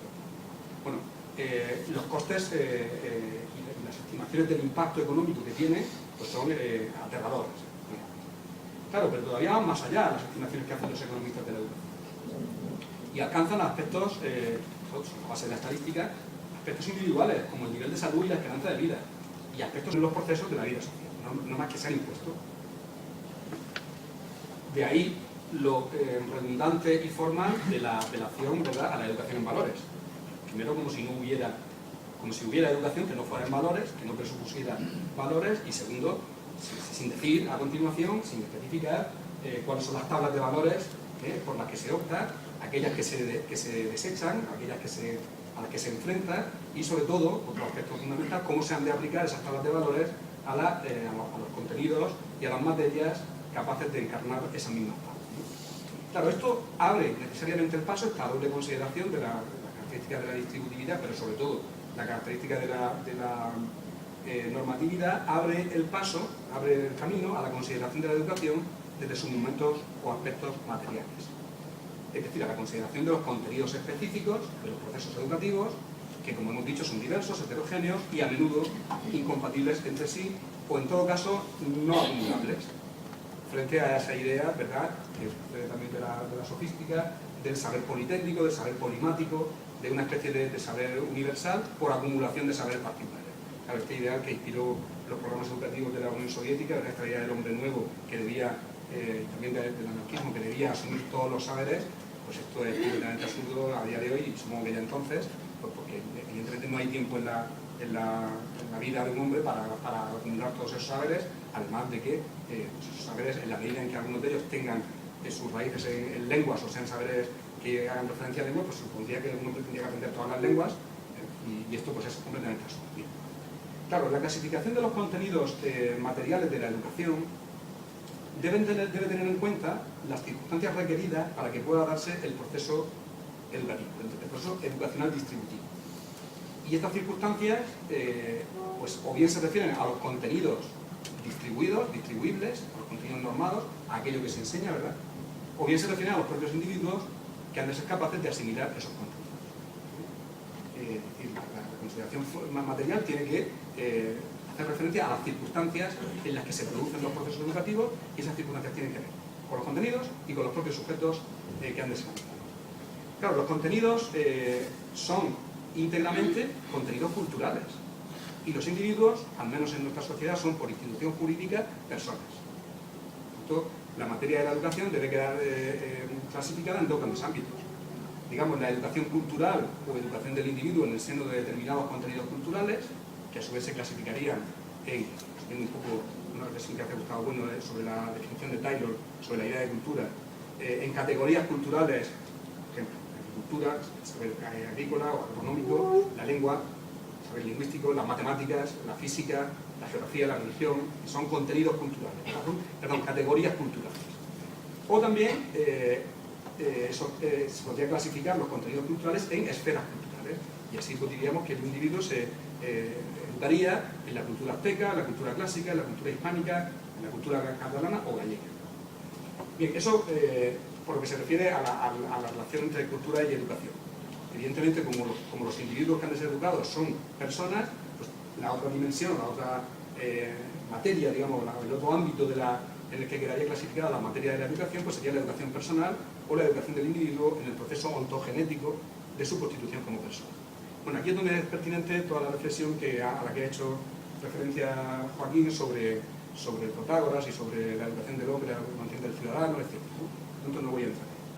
Bien, quienes se han ocupado de la educación desde las premisas del materialismo filosófico, empezando por el propio Gustavo Bueno, y lo hemos visto aquí también, han insistido mucho en que las relaciones entre los aspectos formales y los materiales, así como las relaciones entre los aspectos culturales y los personales, no son meras aplicaciones de los unos en los otros, sino que son relaciones dialécticas que implican conflictos e incompatibilidades. Hemos hecho hincapié. El paso del momento formal al momento material no consiste en la aplicación o determinación de un sentido genérico a uno específico, como quien dice, aplica el concepto de triángulo al triángulo equilátero, ¿verdad? Y al isósceles y al escaleno. No se puede simplemente aplicar en un sentido genérico de educación, especificarlo señalando que esto es educación en la cultura clásica, pongamos por caso, sino que implica, como hemos dicho, el enfrentamiento de unos contenidos específicos respecto de otros y la consiguiente necesidad, a la que tenéis hecho referencia, de optar o tomar partido. Y es aquí, en este paso, donde se definen las diversas respuestas a la pregunta ¿educación para qué? No debemos responder educación para la formación técnica de los ciudadanos que responder educación para la formación humanística. No debemos responder educación orientada a la inmersión lingüística de los ciudadanos españoles en inglés que responder educación para la inmersión lingüística de los catalanes en catalán o de los paraguayos en guaraní. Y esta necesidad de tomar partido es propia, ante todo, esto en relación con el tema burocrático que tengo y esta necesidad de tomar partido es propia, obviamente, ante todo, de la autoridad educativa, planificadora, que se ocupa de la educación, al menos de la educación reglada en nuestro país, en nuestro presente. Me ha gustado una cita un poco larga, pero que no quiero dejar de ¿cómo vamos? Dice Gustavo Bueno,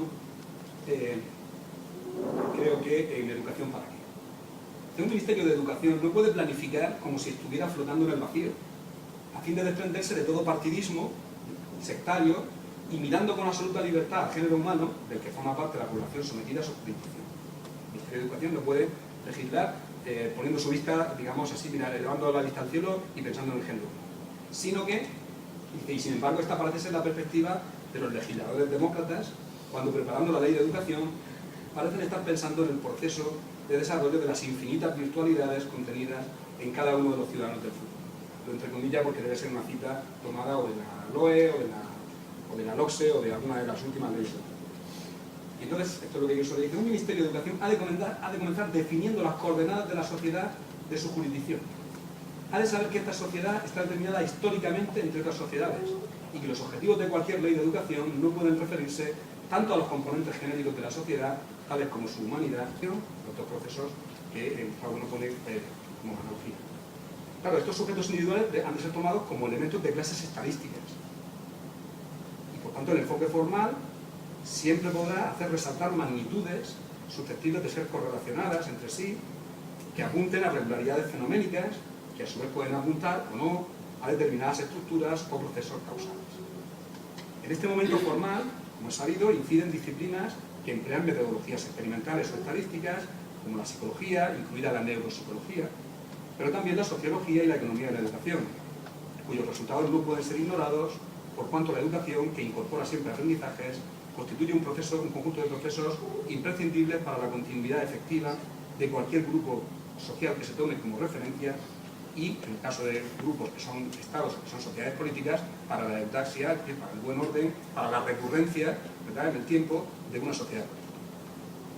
Bien, claro, una filosofía materialista de la educación tiene que evitar que esta necesidad de la educación, que digamos tiene una raíz etológica, ¿verdad?, para la continuidad o recurrencia de la supervivencia de todo grupo social, se configure como un fin en sí mismo e inspire un enfoque formalista desaforado que nos pudiera llevar a lo que en ese artículo en Educación para que Gustavo Bueno llama, por esa gracia y con esa capacidad para acuñar expresiones no simplemente pregnantes, sino con un contenido filosófico detrás, lo que Gustavo Bueno, el enfoque formalista desaforado de la educación, el poner el énfasis sobre todo en el momento formal de los procesos de la educación, que son momentos genéricos, que son aspectos genéricos de todos los procesos educativos, pues eso da lugar a lo que Bueno llama, nos puede llevar a la exaltación lisológica sublime de la educación, que está presente, ahora explicaremos esto de lo lisológico. Él llama exaltación lisológica sublime de la educación a una especie de artificio retórico que está presente, ¿verdad?, en multitud de discursos políticos, en multitud de discursos administrativos también, en las declaraciones de la UNESCO, etc. Es decir, hace falta más educación. Los problemas de la sociedad son problemas educativos. Claro, son problemas de educación, pero ¿de qué tipo de educación?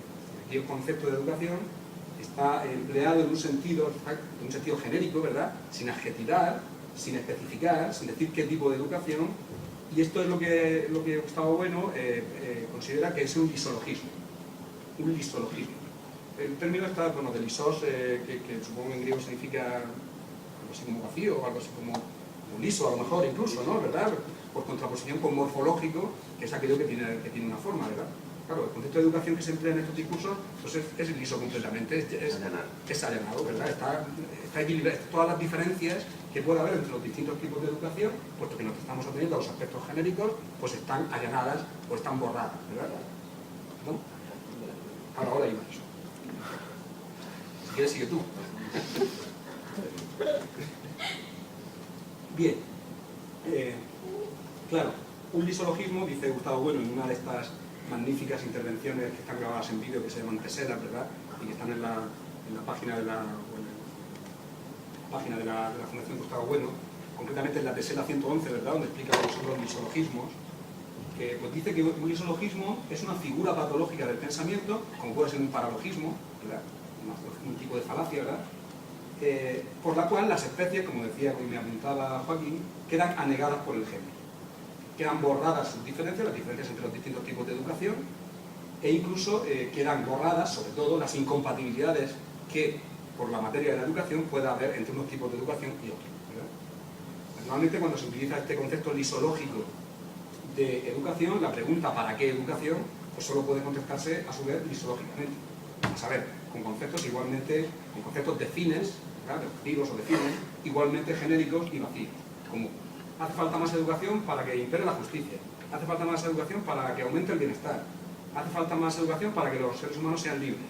Todo esto efectivamente vuelve esos conceptos bienestar, justicia, libertad, etc., a ser lisológicos, porque efectivamente el bienestar, cuando vamos a la materia del bienestar, pues entonces el bienestar de unos puede ir en detrimento del bienestar de otros, la justicia para unos puede ir en contra de la justicia para otros, etc. Son términos vacíos, son términos patológicos, son figuras patológicas del pensamiento que la filosofía crítica tiene la misión de deshacer, ¿verdad? Bien. Claro, el telón de fondo, digamos, de todos estos conceptos es ese otro gran lisologismo que sería el hombre, ¿verdad? El hombre, tal como aparece en la Declaración Universal de los Derechos Humanos, el hombre sin discriminación, sin afección de raza, sexo, cultura, religión, y el hombre abstraído de todas esas determinaciones históricas, culturales, políticas, lingüísticas, etcétera, biológicas también, ¿verdad? Pues esto, ¿qué hombre es este? No sabemos qué hombre es. Evidentemente algo tiene que haber común a todos los hombres, pero ese algo no tiene efectividad práctica, ese algo es meramente una conceptualización, una abstracción, aunque tenga una base, el fundamento de la realidad, sería, digamos, la individualidad orgánica, ¿verdad? Sería a su vez el fundamento de la ética, etc. No vamos a estar ahí por ese camino. Ahora bien, esta reducción formalista que tanto ha preocupado y que con razón, evidentemente, a la filosofía materialista, se puede empezar a conjurar ya desde dentro del propio enfoque formal. Cuando reparamos en que además de la distributividad, ¿verdad?, del campo, en el sentido de que todos los individuos en principio ahí están, son iguales, ¿verdad?, los individuos que han de ser educados, hay otra característica formal de la educación, de toda educación, digamos, que es la normatividad, y la referencia a normas. Si hablásemos de aprendizaje en un sentido teológico, hablaríamos de rutinas, pues cuando hablamos de educación como algo específicamente humano, hablamos de normas, ¿verdad? Claro, todo proceso educativo implica la elección entre normas. Incluso aunque sean las normas ortográficas. No hace falta pensar en normas morales, políticas, jurídicas, no. Normas lingüísticas, evidentemente. Por lo que la educación no es nunca un proceso neutro, sino que está siempre afectado por un coeficiente axiológico, por una referencia a valores. Y estas normas o valores, como también hemos estado señalando, pues no son caídos del cielo, o no son emanados de la conciencia pura ni del sujeto trascendental, sino que son normas y valores exitosos, normas y valores victoriosos, ¿verdad?,